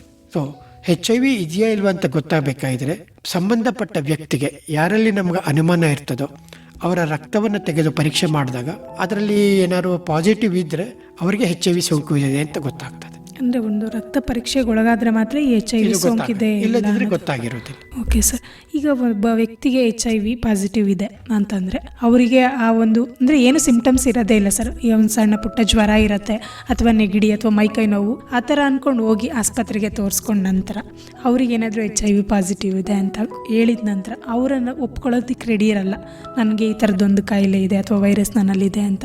ಸೊ ಆವಾಗ ಆ ಒಂದು ಪೇಷಂಟ್ನ ಹೇಗೆ ನಾವು ಮನವೊಲಿಸಬೇಕಾಗುತ್ತೆ ಸರ್? ಯಾವುದೇ ವ್ಯಕ್ತಿ ಯಾವುದೇ ಕಾಯಿಲೆನೂ ಒಪ್ಕೊಳ್ಳೋಕ್ಕೆ ರೆಡಿಯಾಗಿರೋದಿಲ್ಲ. ಅದು ಸ್ವಾಭಾವಿಕ. ಆರೋಗ್ಯ ನನ್ನ ಹಕ್ಕು ಅಂತ ಹೇಳಿದ್ದು ಇಲ್ಲೇನೆ. ನಾನು ಆರೋಗ್ಯವಾಗಿರ್ತೀನಿ ಅಂತಲೇ ಯೋಚನೆ ಮಾಡಿದಾಗ ಯಾರಿಗೂ ಅನಾರೋಗ್ಯ ಇದೆ ಅಂದರೆ ಯಾರು ತಕ್ಷಣ ಒಪ್ಕೊಳ್ಳಿಕ್ಕೆ ಇಷ್ಟಪಡ್ತಾರೆ? ಯಾರು ನಾನು ರೋಗದಿಂದ ಬಳಲ್ತಿದ್ದೀನಿ ಅಂತ ಆಸೆ ಪಡ್ತಾರೆ? ಯಾರೂ ಇರೋದಿಲ್ಲ. ಅದರ ಕೆಲವು ತೊಂದರೆಗಳಾಗಿದ್ದಾಗ ಏನಾದ್ರು ಇದೆಯೋ ಇಲ್ವೋ ಅಂತ ತಿಳ್ಕೊಳ್ಳಿಕ್ಕೆ ಅವರು ಪರೀಕ್ಷೆ ಮಾಡ್ತಾರೆ, ನಿಜ. ಸೊ ಅಷ್ಟರ ಮಟ್ಟಿಗೆ ಈಗಿನ ಸ್ಥಿತಿನಲ್ಲಿ ಈ ಒಂದು 40-50 ವರ್ಷದಲ್ಲಿ ಯಾರಿಗಾದರೂ HIV ಇದೆ ಅಂತ ಹೇಳಿದರೆ, ಒಂದು ಸುಲಭವಾಗಿ ಒಪ್ಕೊಳ್ಳಿಕ್ಕೆ ರೆಡಿಯಾಗಿರೋದಿಲ್ಲ. ಎರಡನೇದೇನು ಅಂದರೆ ಅದು ಇದೆ ಅನ್ನೋ ಒಂದು ವಿಷಯಕ್ಕೆ ಮಾನಸಿಕವಾಗಿ, ಆ ರೋಗಕ್ಕಿಂತ ಹೆಚ್ಚಾಗಿ ಮಾನಸಿಕವಾಗಿ ಹೆಚ್ಚಿನ ತೊಂದರೆಗಳನ್ನ ಅನುಭವಿಸ್ತಾರೆ. ಅಷ್ಟೇ ಅಲ್ಲ, ಕೆಲವರಿಗೆ ಪರೀಕ್ಷೆ ಮಾಡಕ್ ಮುಂಚೆನೆ ಯಾವ ಯಾವ ವಿಧಾನದಿಂದ ಅದು ರೋಗ ಬರ್ಬೋದು ಅಂತ ಗೊತ್ತಿರ್ತದೋ ಆ ಥರದ್ದು ಏನಾದ್ರು ನಡೆದಿದ್ರೆ ಪರೀಕ್ಷೆ ಮಾಡ್ಕೊಳ್ಳೋಕೆ ಮುಂಚೆನೆ ಅವರು ನನಗೆ ಬಂದಿದ್ಯಾ ಅಂತ ಆತಂಕ ಪಡೋ ಸಾಧ್ಯತೆಯೂ ಇರ್ತದೆ. ಅಲ್ಲಿ ನಾವು ಏನು ಮಾಡಬೇಕು ಅಂದರೆ ಮುಖ್ಯವಾಗಿ ಅಂತರ ಜೊತೆ ಕೌನ್ಸಿಲಿಂಗ್ ಅಂತ ಹೇಳ್ತೀವಿ, ಆಪ್ತ ಸಮಾಲೋಚನೆ. ಅದಕ್ಕೆ ಕೆಲವು ತಂಡಗಳಲ್ಲಿ ಕೆಲವು ವ್ಯಕ್ತಿಗಳಿರ್ತಾರೆ, ಅವರು ವೈದ್ಯಕೀಯ ತಂಡದಲ್ಲಿ ಅವರು ಆ ವ್ಯಕ್ತಿ ಜೊತೆ ಮಾತಾಡಿ, ಇದು ಪರೀಕ್ಷೆ ಮಾಡಿದ್ಮೇಲಿಂದ ಮಾತ್ರ ಮಾತಾಡೋದಿಲ್ಲ ಅವರು. ಯಾರಿಗಾದರೂ ಇದನ್ನು ಪರೀಕ್ಷೆ ಮಾಡಬೇಕಾಗಿದ್ರೆ ವ್ಯಕ್ತಿಯ ಒಪ್ಪಿಗೆ ಇಲ್ಲದೆ ನಾವು ಪರೀಕ್ಷೆ ಮಾಡಲಿಕ್ಕಾಗಲ್ಲ. ನಾವು ಏನಕ್ಕೆ ಪರೀಕ್ಷೆ ಮಾಡ್ತಿದ್ದೀವಿ, ಯಾಕೆ ರಕ್ತ ತಗೋತಿದ್ದೀವಿ ಅಂತ ಹೇಳಬೇಕು. ಅವ್ರಿಗೆ ಹೇಳಿದಾಗ ಅವ್ರು ಮುಂಚೆನೇ ಒಪ್ಪಿಗೆನೂ ಕೊಡದೇ ಇರ್ಬೋದು. ಆದರೆ ಅವರಿಗೆ ಮಾಡಲೇಬೇಕು ಅನ್ನೋ ಕಾರಣ ಇದ್ದರೆ, ಸಮಂಜಸ ಕಾರಣ ಇದ್ದರೆ ಅವರಿಗೆ ನಾವು ಮನವೊಲಿಸಿ ಪರೀಕ್ಷೆ ಮುಂದುವರಿಸಬೇಕು. ಆ ಟೈಮ್ನಲ್ಲಿ ನಾವು ಆಪ್ತ ಸಮಾಲೋಚನೆ ಎಲ್ಲ ಮಾಡಿದಾಗ ಅವರಿಗೆ ಸ್ವಲ್ಪ ಮಟ್ಟಿಗೆ ಮನವರಿಕೆ ಆಗಿರ್ತದೆ. ಮುಂದೆ ಏನಾದರೂ ಅದು ಪರೀಕ್ಷೆ ಮಾಡಿದ್ಮೇಲಿಂದ ರಿಸಲ್ಟ್ ಬಂದಾಗ ಅದು ಪಾಸಿಟಿವ್ ಇರ್ಬೋದು, ನೆಗೆಟಿವ್ ಇರ್ಬೋದು, ಮತ್ತೊಮ್ಮೆ ಅವರ ಜೊತೆ ಸಮಾಲೋಚನೆ ನಡೆಸಿ, ಒಂದು ನೆಗೆಟಿವ್ ಇದ್ದರೆ ಈಗ ಏನೂ ತೊಂದರೆ ಇಲ್ಲ ಅದು ಹೇಳೋದು ಸುಲಭ, ಇವತ್ತಿನ ಸಮಸ್ಯೆ ಪರಿಹಾರತಾಯಿ. ಹಾಗಾದರೆ ಇವತ್ತು ತೊಂದರೆ ಇಲ್ಲ ಅಂದರೆ ನಾಳೆ ಬರೋದಿಲ್ಲ ಅನ್ನೋದು ಯಾವ್ದಾದ್ರು ಖಾತ್ರಿ ಇದೆಯಾ? ಯಾವಾಗ ಬೇಕಾದ್ರೂ ಬರ್ಬೋದು. ಯಾಕೆ ನಾವು ಯಾವ್ಯಾವ ರೀತಿಯಲ್ಲಿ ಇದು ಬರ್ಬೋದು ಅಂತ ಹೇಳಿದ್ವಿ. ಮುಖ್ಯವಾಗಿ ಈ 3-4 ಕಾರಣಗಳನ್ನ ಹೇಳಿದಾಗ ನಾವು ಹುಟ್ಟಿದಾಗ್ಲಿಂದ ಸಾಯೋವರೆಗೆ ಯಾವಾಗ ಬೇಕಾದ್ರೂ ಅದು ಆಗ್ಬೋದಲ್ವ. ಯಾವಾಗಲೂ ನಮಗೇನೋ ತೊಂದರೆ ಬರ್ಬೋದು. ನಾವು ರಕ್ತ ತೊಗೊಳ್ಲಿಕ್ಕೆ ಹೋಗ್ಬೋದು, ರಕ್ತ ದಾನ ಮಾಡ್ಲಿಕ್ಕೆ ಹೋಗ್ಬೋದು, ಅಥವಾ ಲೈಂಗಿಕ ಕ್ರಿಯೆಯಲ್ಲಿ ತೊಡೆದಾಗ ಅದು ಸುರಕ್ಷಿತವಿಲ್ಲದರಿಂದ ಬರ್ಬೋದು. ಸೊ ಮುಂದೆ ಯಾವಾಗ ಬೇಕಾದ್ರೂ ಈ ಥರ ಸಮಸ್ಯೆಗಳು ಬರೋ ಸಾಧ್ಯತೆ ಇದೆ. ಸೊ ಅವ್ರಿಗೆ ನೆಗೆಟಿವ್ ಇದೆ, ಅವ್ರಿಗೆ ಸೋಂಕಿಲ್ಲ ಅಂದರೂ ಕೂಡ ಅವ್ರಿಗೆ ಮತ್ತೊಮ್ಮೆ ಸಮಾಲೋಚನೆ ನಡೆಸಿ ಅವರಿಗೆ ಈ ವಿಷಯಗಳ ಬಗ್ಗೆ ಹೆಚ್ಚಿನ ತಿಳುವಳಿಕೆಗಳನ್ನ ಕೊಡ್ತೀವಿ. ಸೊ ಆಪ್ತ ಸಮಾಲೋಚನೆ HIV ಸೋಂಕಿರೋರಿಗೆ ಮಾತ್ರ ಅಥವಾ HIV ಪಾಸಿಟಿವ್ ಬಂದಿರೋರಿಗೆ ಮಾತ್ರ ಅಂತಲ್ಲ, ಏಡ್ಸ್ ಇರೋರಿಗೆ ಮಾತ್ರ ಅಂತಲ್ಲ, ಪ್ರತಿ ಸಾಮಾನ್ಯ ವ್ಯಕ್ತಿಗೂ ಅದನ್ನು ಪರೀಕ್ಷೆ ಮಾಡಲಿಕ್ಕೆ ಮುಂಚೆನೇ ಕೊಟ್ಟು, ಪರೀಕ್ಷೆ ಮಾಡಿದ್ಮೇಲಿಂದ ರಿಸಲ್ಟು 2 ಥರನೂ ಇರ್ಬೋದು, ಪಾಸಿಟಿವ್ ಇರಲಿ ನೆಗೆಟಿವ್ ಇರಲಿ, ಪುನಃ ಅದನ್ನು ಹೇಳಿ ಅವರಿಗೆ ಮುಂದೆ ಇದನ್ನು ಹೆಂಗೆ ತಡೆಗಟ್ಟೋದು ಅನ್ನೋದನ್ನು ಒಂದು ಯೋಚನೆ ಮಾಡ್ತೀವಿ. ಸೊ ಈ ಆಪ್ತ ಸಮಾಲೋಚನೆಯೇ ಇಡೀ HIV ನಿಯಂತ್ರಣದಲ್ಲಿರೋದಕ್ಕೆ, ಜನರ ಮನ ಪರಿವರ್ತನೆ ಮಾಡಲಿಕ್ಕೆ ಮತ್ತು ಹೆಚ್ಚಿನ ವಿಷಯಗಳನ್ನ ಕರಾರುವಾಕ್ಯಗೆ ತಿಳಿಸೋದಕ್ಕೆ ಉಪಯೋಗ ಆಗ್ತದೆ. ಅದೇ ಬೆನ್ನೆಲುಬು ಅಂತಲೂ ಹೇಳ್ಬೋದು. ಸೊ HIV ಇಂದ ಕೆಲವೊಂದು ಸಿಂಪ್ಟಮ್ಸ್ಗಳನ್ನ ಆಲ್ರೆಡಿ ತಿಳಿಸಿದ್ದೀರಾ ಸರ್. ಆದರೆ ಮುಂದೆ ಅದು ನೀವು ಹೇಳ್ತಾ ಹೋದ್ರಿ 1, 2, 3, 4 ಈ ಥರ ಹಂತಗಳಿರುತ್ತೆ ಅಂತ. ಸೊ ಆ ಹಂತಗಳಲ್ಲಿ ಯಾವ ರೀತಿಯ ಇನ್ನಿತರ ತೊಂದರೆಗಳು ಕಾಣಿಸ್ಕೊಳ್ಳುತ್ತೆ ಸರ್? HIV ಸೋಂಕು ಒಂದೇ ಬರ್ತದಾ ಅಥವಾ ಅದ್ರ ಜೊತೆಗೆ ಬೇರೆ ಬರೋ ಸಾಧ್ಯತೆ ಇದೆಯಾ ಅಂತ ಅದನ್ನು ಯೋಚನೆ ಮಾಡಬೇಕು. ಆಗಲೇ ನಾನು ಹೇಳ್ದಂಗೆ ರೋಗ ನಿರೋಧಕ ಶಕ್ತಿ ಕಮ್ಮಿ ಆದಾಗ ದೇಹದ ಎಲ್ಲ ಅಂಗಗಳಲ್ಲೂ ಬೇರೆ ಬೇರೆ ರೀತಿಯ ಸೋಂಕುಗಳು ಬರೋ ಸಾಧ್ಯತೆ ಇದೆ. ಒಂದು ಉತ್ತಮ ಸಾಮಾನ್ಯ ಉದಾಹರಣೆ ತಗೊಳ್ಬೋದು ಅಂದರೆ TB ಕಾಯಿಲೆ. ಒಂದು ರೀತಿಯಲ್ಲಿ TB ಮತ್ತು HIV ಅವಿನಾಶ ಸಂಬಂಧ ಇದೆ. ರೋಗ ಲಕ್ಷಣಗಳು TB ಇದ್ದವ್ರಿಗೆ HIV ಇದೆಯೋ ಇಲ್ವೋ ಅಂತ ನಾವು ಪರೀಕ್ಷೆ ಮಾಡಲಿಕ್ಕೆ ಹೋಗ್ತೀವಿ. ಅದೇ ಥರ ಯಾರಿಗಾರು HIV ಬಂತು ಅಂದರೆ ಅವರಿಗೆ ರೋಗ ನಿರೋಧಕ ಶಕ್ತಿ ಕಮ್ಮಿ ಆಯಿತು ಅಂದರೆ ಅವ್ರಿಗೆ TB ಕಾಯಿಲೆನೂ ಬರೋ ಸಾಧ್ಯತೆ ಇದೆ. TB ಕಾಯಿಲೆ ಒಂದೇ ಅಂತಲ್ಲ, ಬೇರೆ ಥರ ನಿಮೋನಿಯಾಗಳು ಬರ್ಬೋದು, ಮಿದುಳು ಜ್ವರಗಳು ಬರಬಹುದು. ಈ ಥರ ಅನೇಕ ಆಪರ್ಚುನಿಸ್ಟಿಕ್ ಇನ್ಫೆಕ್ಷನ್ ಅಂದರೆ ಅವಕಾಶವಾದಿ ಸೋಂಕುಗಳು ಅಂತ ಹೇಳ್ತೀವಿ. ಅದು ಯಾವುದು ಬೇಕಾದ್ರೂ ಬರ್ಬೋದು. ಈಗ ವಿಷಮಶೀತ ಜ್ವರ ಬರ್ಬೋದು, ಸರ್ಪ ಸುತ್ತು ಬರಬಹುದು, ಇಲ್ಲದಿದ್ದರೆ ಅತಿಸಾರ, ವಾಂತಿ ಭೇದಿ ಆಗೋದೆಲ್ಲ ಬರ್ಬೋದು. ಈ ಥರ ಅನೇಕ ತೊಂದರೆಗಳನ್ನು ಬರ್ಬೋದು. ಅದು ಅಲ್ಲದೇ ಸೋಂಕಿಲ್ಲದೇ ಕೆಲವು ಥರದ ಕ್ಯಾನ್ಸರ್ಗಳು, ಅರ್ಬುದ ರೋಗಗಳು ಬರ್ಬೋದು. ಇಲ್ಲದಿದ್ದರೆ ಮಿದುಳಿಗೂ ಸುಮಾರು ಎಫೆಕ್ಟ್ ಆಗ್ತದೆ HIV ಇಂದ. ಒಬ್ಬ ವ್ಯಕ್ತಿಯ ಮಿದುಳು ಚೆನ್ನಾಗಿ ಕೆಲಸ ಮಾಡದೇ ಇರ್ಬೋದು, ಹೃದಯ ಸರಿಯಾಗಿ ಕೆಲಸ ಮಾಡದೇ ಇರ್ಬೋದು. ಈ ಥರ ಪ್ರತಿಯೊಂದು ಅಂಗಗಳಿಗೂ ತೊಂದರೆ ಆದಾಗ ಅವುಗಳ ಕೆಲಸದಲ್ಲೂ ವ್ಯತ್ಯಾಸ ಆಗ್ಬೋದು. ಈ ಥರ ಮುಖ್ಯವಾಗಿ HIV ಇಂದ ಒಂದು ಡೈರೆಕ್ಟಾಗಿ ಅದರ ಸೋಂಕಿನಿಂದ ಆಗ್ಬೋದು, ಇಲ್ಲದಿದ್ದರೆ ರೋಗ ನಿರೋಧಕ ಕಮ್ಮಿ ಆದಾಗ ಈ ಅವಕಾಶವಾದಿ ಸೋಂಕುಗಳಿಂದನೂ ಆಗ್ಬೋದು. ಇದಲ್ಲದೆ ಇನ್ನೂ ಒಂದಿರ್ತದೆ ಅಲ್ಲಿ. HIV ಅಂತ ನಾವು ಹೇಳಿದಾಗ ಯಾವ ರೀತಿ ಹರಡ್ತದೆ ಅಂತ ಹೇಳಿದ್ವಿ? ಅಸುರಕ್ಷಿತ ಲೈಂಗಿಕ ಕ್ರಿಯೆ ಅಂತ ಹೇಳಿದ್ವಿ, ಅಥವಾ ರಕ್ತವನ್ನು ತೆಗೆದುಕೊಂಡಾಗ ಬರ್ಬೋದು ಅಂತ. ಇದೇ ಥರ HIV ಸೋಂಕಲ್ಲದೆ ಬೇರೆ ಯಾವುದಾದ್ರು ವೈರಾಣುಗಳಾಗಲಿ, ಬೇರೆ ಯಾವುದಾದ್ರು ಕ್ರಿಮಿಗಳಿರ್ಬೋದಾ? ಸೊ ಸಾಧ್ಯತೆ ಇದೆ. ಸುಮಾರು ಜನಕ್ಕೆ ಹೆಪಟೈಟಿಸ್ ಬಿ ಅಂತ ನಾವು ಹೇಳ್ತೀವಿ. ಅದು ಲಿವರ್ಗೆ ತೊಂದರೆ ಕೊಡುವಂಥದ್ದು, ಅದು ಇಷ್ಟೇ ಮಾರಣಾಂತಿಕವಾದದ್ದು. ಸೊ ಈ ಮೂಲಕ ಯಾರಿಗಾರು HIV ಬಂದರೆ ನಾವು ಸಾಮಾನ್ಯವಾಗಿ ಬರೀ HIV ಸೋಂಕಿಗೆ ಒಂದಕ್ಕೆ ಪರೀಕ್ಷೆ ಮಾಡಲ್ಲ. ಈವನ್ ಹೆಪಟೈಟಿಸ್ ಬಿ ಇರ್ಬೋದು, ಹೆಪಟೈಟಿಸ್ ಸಿ ಇರ್ಬೋದು, ಲಿವರಿನ ಸೋಂಕು ಬರುವ ಸಾಧ್ಯತೆ ಇರೋ ವೈರಾಣುಗಳ ಬಗ್ಗೆನೂ ಪರೀಕ್ಷೆ ಮಾಡಲಿಕ್ಕೆ ಹೋಗ್ತೀವಿ. ಅದೇ ರೀತಿ ಅಸುರಕ್ಷಿತ ಲೈಂಗಿಕ ಕ್ರಿಯೆ ಬಂದಾಗ ಆ ಸಂದರ್ಭದಲ್ಲಿ ಇನ್ನೂ ಕೆಲವು ರೋಗಗಳು ಬರ್ಬೋದು. ಉದಾಹರಣೆಗೆ ಕೇಳಿರ್ಬೋದು ಸಿಫಿಲಿಸ್ ಅಂತಿರ್ಬೋದು, ಗೊನೋರಿಯಾ ಅಂತಿರ್ಬೋದು. ಅದು ಕೂಡ ಅದಕ್ಕೂ ಇದಕ್ಕೂ ನೇರ ಸಂಬಂಧ ಇಲ್ಲ ಕ್ರಿಮಿಗಳಿಗೆ. ಆದರೆ ಎರಡೂ ಬರೋ ವಿಧಾನ ಒಂದೇ ಆಗಿರೋದ್ರಿಂದ ಒಂದು ಬಂದಾಗ ಇನ್ನೊಂದು ಬರೋ ಸಾಧ್ಯತೆಯೂ ಇರ್ತದೆ. ಈ ಎಲ್ಲದನ್ನು ನಾವು ತಿಳ್ಕೊಳ್ಬೇಕು. ಅದರಿಂದ ಬರುವ ತೊಂದರೆಗಳು ಅಂದರೆ ಡೈರೆಕ್ಟಾಗಿ ಇದರಿಂದ ಬರೋದು, ಮತ್ತು ಯಾವ ರೀತಿಯಲ್ಲಿ ಬರ್ತದೆ ಅಂತ ಅನ್ಕೋತೀವೋ ಆಗ ಇದನ್ನು ಬರೋ ಸಾಧ್ಯತೆ ಇರ್ತದೆ. ಇದು ಎಲ್ಲದನ್ನು ಪರೀಕ್ಷೆ ಮಾಡ್ತೀವಿ ಈ ಸಾಧ್ಯತೆಗಳು ಇರೋದ್ರಿಂದ. ಹಾಗಿದ್ರೆ ಈ HIV ಸೋಂಕಿತರಿಗೆ ಏನೆಲ್ಲ ಚಿಕಿತ್ಸೆ ಲಭ್ಯ ಇದೆ ಸರ್? ಇದನ್ನು ಒಂದು ಮಾತಿನಲ್ಲಿ ಇವಾಗ ಏನಿದೆ ಅಂತ ಹೇಳೋದಕ್ಕಿಂತ ಈ 40-50 ವರ್ಷದಿಂದ HIV ಹೇಗೆ ಬಂದಿದೆ ಅನ್ನೋದ್ರ ಮೇಲೆ 80ನೇ ವರ್ಷದಲ್ಲಿ ಅಂದಾಗ ಶುರುವಿನಲ್ಲಿ ಬಂದಾಗ HIV ಸೋಂಕು ಬಂದಿದೆ ಅಂದರೆ ಈಗ ನಾವು ಕೋರ್ಟ್ನಲ್ಲಿ ಹೇಗೆ ಮರಣದಂಡನೆ ವಿಧಿಸ್ತಾರೆ ಅಂತ ಹೇಳ್ತಾರೋ ಯಾವುದಾದ್ರು ತಪ್ಪಿಗೆ, ಇಲ್ಲಿ ತಪ್ಪಿರಲಿ ಬಿಡಲಿ ಮರಣದಂಡನೆ ವಿಧಿಸ್ದಂಗೆ ಆಗಿತ್ತು. ಯಾಕೆಂದರೆ ಅವಾಗ ಯಾವುದೇ ಔಷಧಿ ಇರಲಿಲ್ಲ, ಅವರು ತುಂಬ ನರಳಿ ಸಾಯೋದಿರ್ತಿತ್ತು. ಆದರೆ ಮುಂದುವರಿದ ಸಂಶೋಧನೆಯಿಂದ ಫಲವಾಗಿ ಎಷ್ಟೊಂದು ಔಷಧಿಗಳೆಲ್ಲ ಆಮೇಲೆ ಕಂಡುಹಿಡಿಯಲಿಕ್ಕಾಯಿತು. ಔಷಧಿಗಳು ಬಂದ ಮೇಲಿಂದ ಇನ್ನೊಂದು ಸ್ಥಿತಿಗೆ ಬಂದ್ವಿ. ಒಂದು, ಒಬ್ಬ ವ್ಯಕ್ತಿ HIV ರೋಗದಿಂದ ನರಳ್ತಾರೆ, ಇಲ್ಲದಿದ್ದರೆ HIV ಕೊಡೋ ಔಷಧಿಯಿಂದ ನರಳ್ತಾರೆ ಅಂತ. ಯಾಕೆಂದರೆ ಆ ಯಾವ ಔಷಧಿಗಳನ್ನ ಕೊಡ್ತಾ ಇದ್ವೋ ಅದರ ದುಷ್ಪರಿಣಾಮಗಳು ಹೆಚ್ಚೇ ಇರ್ತಾ ಇತ್ತು.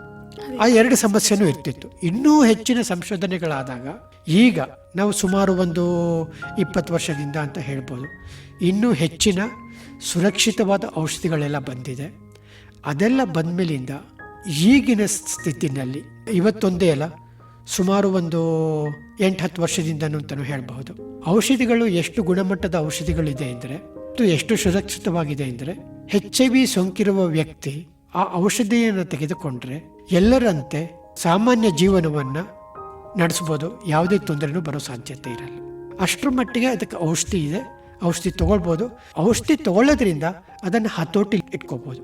ಒಂದು ಮಾತ್ರ ಈಗ ಜ್ಞಾಪಕ ಇಟ್ಕೋಬೇಕು, HIV ಬಂತು ನಾವು ಅದನ್ನು ಪೂರ್ತಿ ಗುಣಪಡಿಸ್ತೀವ ಅಂದರೆ ಇಲ್ಲ. ನಮ್ಮ ದೇಹಕ್ಕೆ ಒಮ್ಮೆ ಬಂದ ಮೇಲಿಂದ ನಮಗೆ ಪರೀಕ್ಷೆ ಮಾಡಿದಾಗಲೂ ಕೂಡ ಅದು ಕಂಡುಹಿಡಿಯೋಕ್ಕಾಗದೇ ಇರ್ಬೋದು, ಅಷ್ಟು ಕಮ್ಮಿ ಪ್ರಮಾಣದಲ್ಲಿ ಉಳ್ಕೊಳ್ತದೆ. ಆದರೆ ಈ ಮಾತ್ರೆಗಳೆಲ್ಲ ತೆಗೆದುಕೊಂಡಾಗ ಅದು ಯಾವಾಗಲೂ ಅಷ್ಟೇ ಕಮ್ಮಿ ಪ್ರಮಾಣದಲ್ಲಿದ್ದಾಗ ಈ HIV ಸೋಂಕಿನಿಂದ ಯಾವುದು ಮಾರಣಾಂತಿಕ ಕಾಯಿಲೆಗಳು ಬರ್ತದೋ ಅದೆಲ್ಲದನ್ನು 100ಕ್ಕೆ 100 ಭಾಗ ತಪ್ಪಿಸ್ಬೋದು. ಅದು ತಪ್ಪಿಸಿದಾಗ ಏನಾಗ್ತದೆ, HIV ಸೋಂಕಿತ ವ್ಯಕ್ತಿ ಏಡ್ಸ್ ಬರದೆ ಬೇರೆ ಯಾವುದು ತೊಂದರೆ ಇಲ್ಲದೆ ಇತರ ಎಲ್ಲ ವ್ಯಕ್ತಿಗಳು ಹೇಗೆ, ಯಾವ ಕಾಯಿಲೆ ಇಲ್ಲದ ವ್ಯಕ್ತಿಗಳು ಹೇಗೆ ಬದುಕಿರ್ತಾರೋ ಅವರು ಪೂರ್ತಿ ಜೀವನವನ್ನು ನಡೆಸಬಹುದು. ಅಷ್ಟರ ಮಟ್ಟಿಗೆ ಮಾತ್ರೆ ಲಭ್ಯ ಇದೆ. ಅದು ಯಾವಾಗಲೂ ಅಂದರೆ ಅವ್ರು ಇರೋ ತನಕನೂ ಅವರ ಜೀವಿತಾವಧಿ ತನಕ ಒಂದು ಚಿಕಿತ್ಸೆ ಪಡೆಯಲೇಬೇಕಾಗುತ್ತೆ. ಹೌದು, ತಗೋಬೇಕು. ಆಹಾರ ಕ್ರಮಗಳ ಬಗ್ಗೆ ಏನಾದರೂ ತಿಳಿಸ್ಬೋದಾ ಸರ್? ಆಹಾರ ಕ್ರಮಗಳಲ್ಲಿ ಹೆಚ್ಚಿನ ವ್ಯತ್ಯಾಸ ಏನಿರೋದಿಲ್ಲ. ಆದರೆ ಎಲ್ಲರಿಗೂ ಹೇಗೆ, ಯಾರಿಗಾರು ಈಗ ರೋಗ ನಿರೋಧಕ ಶಕ್ತಿ ಕಮ್ಮಿ ಆದಾಗ ರೋಗಗಳು ಬರ್ಬೋದು, ಆಮೇಲಿಂದ ಅವ್ರಿಗೆ ಆಹಾರ ಸರಿಯಾಗಿ ಜೀರ್ಣ ಆಗದಿರ್ಬೋದು ಅಂತೆಲ್ಲ ಪ್ರಶ್ನೆಗಳು ಸಂದರ್ಭಗಳು ಬರೋದ್ರಿಂದ ಅವರು ಹೆಚ್ಚು ಸಮತೋಲನ ಆಹಾರವನ್ನು ಉಪಯೋಗಿಸ್ಕೋಬೇಕು ಅಂತ ಹೇಳ್ತೀವಿ ಅಷ್ಟೇ. ಅದಲ್ಲದೆ ಅವರಿಗೆ ಬೇರೆ ಯಾವುದಾದರೂ ಕಾಯಿಲೆಗಳು ತೊಂದರೆಗಳಿದ್ದರೆ ಅದಕ್ಕೆ ಹೇಗೆ ಪಥ್ಯ ಮಾಡಬೇಕೋ, ಆಹಾರ ಕ್ರಮಗಳನ್ನ ಅಳವಡಿಸ್ಕೋಬೇಕೋ ಇದಕ್ಕೂ ಮಾಡಬೇಕಾಗತ್ತಷ್ಟೆ. HIV ಅಂತಾನೆ ಏನೋ ಪಥ್ಯ ಇರೋದು ಅಂತಿಲ್ಲ. ಹಾಗೆ ನೋಡಿದರೆ ಪೌಷ್ಟಿಕವಾದ ಆಹಾರವನ್ನು ತೆಗೆದುಕೊಂಡು ಅವರ ದೇಹದಲ್ಲಿ ರೋಗ ನಿರೋಧಕ ಶಕ್ತಿನ ಆಹಾರದ ಮೂಲಕನೂ ಹೇಗೆ ಉತ್ತಮಪಡಿಸ್ಬೋದೋ ಅದನ್ನು ಮಾಡ್ಕೋಬೇಕು. ಯಾಕೆಂದರೆ ಅದು ಎಷ್ಟು ಮುಖ್ಯ ಅಂದರೆ, ನಮ್ಮ ಮುಖ್ಯವಾಗಿ ಚಿಕ್ಕಂದ್ರಿರ್ಬೋದು ದೊಡ್ಡ ವಯಸ್ಸಿನಲ್ಲಿರ್ಬೋದು ಆಹಾರ ಕಮ್ಮಿ ಪ್ರಮಾಣದಲ್ಲಿ ತೊಗೊಂಡಾಗ ಅಥವಾ ಕಾಯಿಲೆ ಬಂದಿದ್ದರಿಗೆ ಅದು ಹೆಚ್ಚು ಮುಂದುವರೆದ ಭಾಗದಲ್ಲಿ ಅವ್ರಿಗೆ ಹಸಿವೆ ಆಗದಿದ್ದಾಗ ಅವರ ಆಹಾರನೂ ತೊಗೊಂಡಿರೋದಿಲ್ಲ. ಮಾಲ್ನ್ಯೂಟ್ರಿಷನ್ ಅನ್ನೋ ಸ್ಥಿತಿಗೆ ಬಂದಾಗ ಇವರಿಗೆ ಕಾಯಿಲೆ ಇನ್ನೂ ಜಾಸ್ತಿ ಆಗೋ ಸಾಧ್ಯತೆ ಇರ್ತದೆ. ಅಷ್ಟರ ಮಟ್ಟಿಗೆ ನಾವು ಅವರ ಆಹಾರನ ಕಮ್ಮಿ ಮಾಡಲಿಕ್ಕೆ ಹೇಳೋದಿಲ್ಲ, ಪೌಷ್ಟಿಕ ಆಹಾರವನ್ನು ತೊಗೊಳ್ಬೇಕಂತಲೇ ಹೇಳ್ತೀವಿ. ಅಂದರೆ ಅವ್ರದ್ದು ಜೀವನ ಕ್ರಮ ಎಲ್ಲ ಹೇಗಿರುತ್ತೆ ಸರ್? ಅಂದರೆ ಸಾಮಾನ್ಯವಾಗಿ ಆರೋಗ್ಯವಾಗಿರೋ ವ್ಯಕ್ತಿಗಳ ಥರನೇ ಈಗ ಚಿಕಿತ್ಸೆ ಪಡ್ಕೊಂಡ ನಂತರ ಉತ್ತಮ 100ಕ್ಕೆ 100 ಭಾಗ ಎಲ್ಲ ವ್ಯಕ್ತಿಗಳ ಥರ ಅವರು ಬದುಕಬಹುದು. ಈ ಚಿಕಿತ್ಸೆ ಎಲ್ಲಿ ಲಭ್ಯ ಇರುತ್ತೆ ಸರ್? ಚಿಕಿತ್ಸೆ ಎಲ್ಲ ಕಡೆನೂ ಲಭ್ಯ ಇದೆ. ಸರ್ಕಾರಿ ಆಸ್ಪತ್ರೆಗಳಲ್ಲೂ ಸಿಗ್ತದೆ, ಪ್ರೈವೇಟ್ ಹಾಸ್ಪಿಟ್ಲ್ಗಳಲ್ಲೂ ಸಿಗ್ತದೆ. ಹಾಗೆ ನೋಡಿದರೆ ಸರ್ಕಾರಿ ಆಸ್ಪತ್ರೆಗಳಲ್ಲಿ ಅದು ಉಚಿತವಾಗಿ ಔಷಧಿಯನ್ನು HIV ಸೋಂಕಿತ ವ್ಯಕ್ತಿಗಳಿಗೆ ಜೀವನ ಪರ್ಯಂತ ತಗೊಳ್ಳೋದಕ್ಕೆ ಕೊಡ್ತಾರೆ. ಪ್ರತಿ ತಿಂಗಳು ಅವ್ರು ಹೋಗಿ ತೋರಿಸ್ಕೊಂಡ್ಬಿಟ್ಟು ತಿರ್ಗಾ ಮಾತ್ರೆಗಳನ್ನ ತೊಗೊಳ್ಬೋದು. ಆಗ ಹೋದಾಗ ಅವರಿಗೆ ಆಪ್ತ ಸಮಾಲೋಚಕರ ಜೊತೆ ಸಮಾಲೋಚನೆ ನಡೆಸಿಬಿಟ್ಟು ಅವರಿಗೆ ಬೇರೆ ಏನಾದರೂ ಸಮಸ್ಯೆ ಇದ್ದರೆ ಅದಕ್ಕೂ ಪರಿಹಾರನೂ ಎಲ್ಲ ಹೇಳ್ತಾರೆ.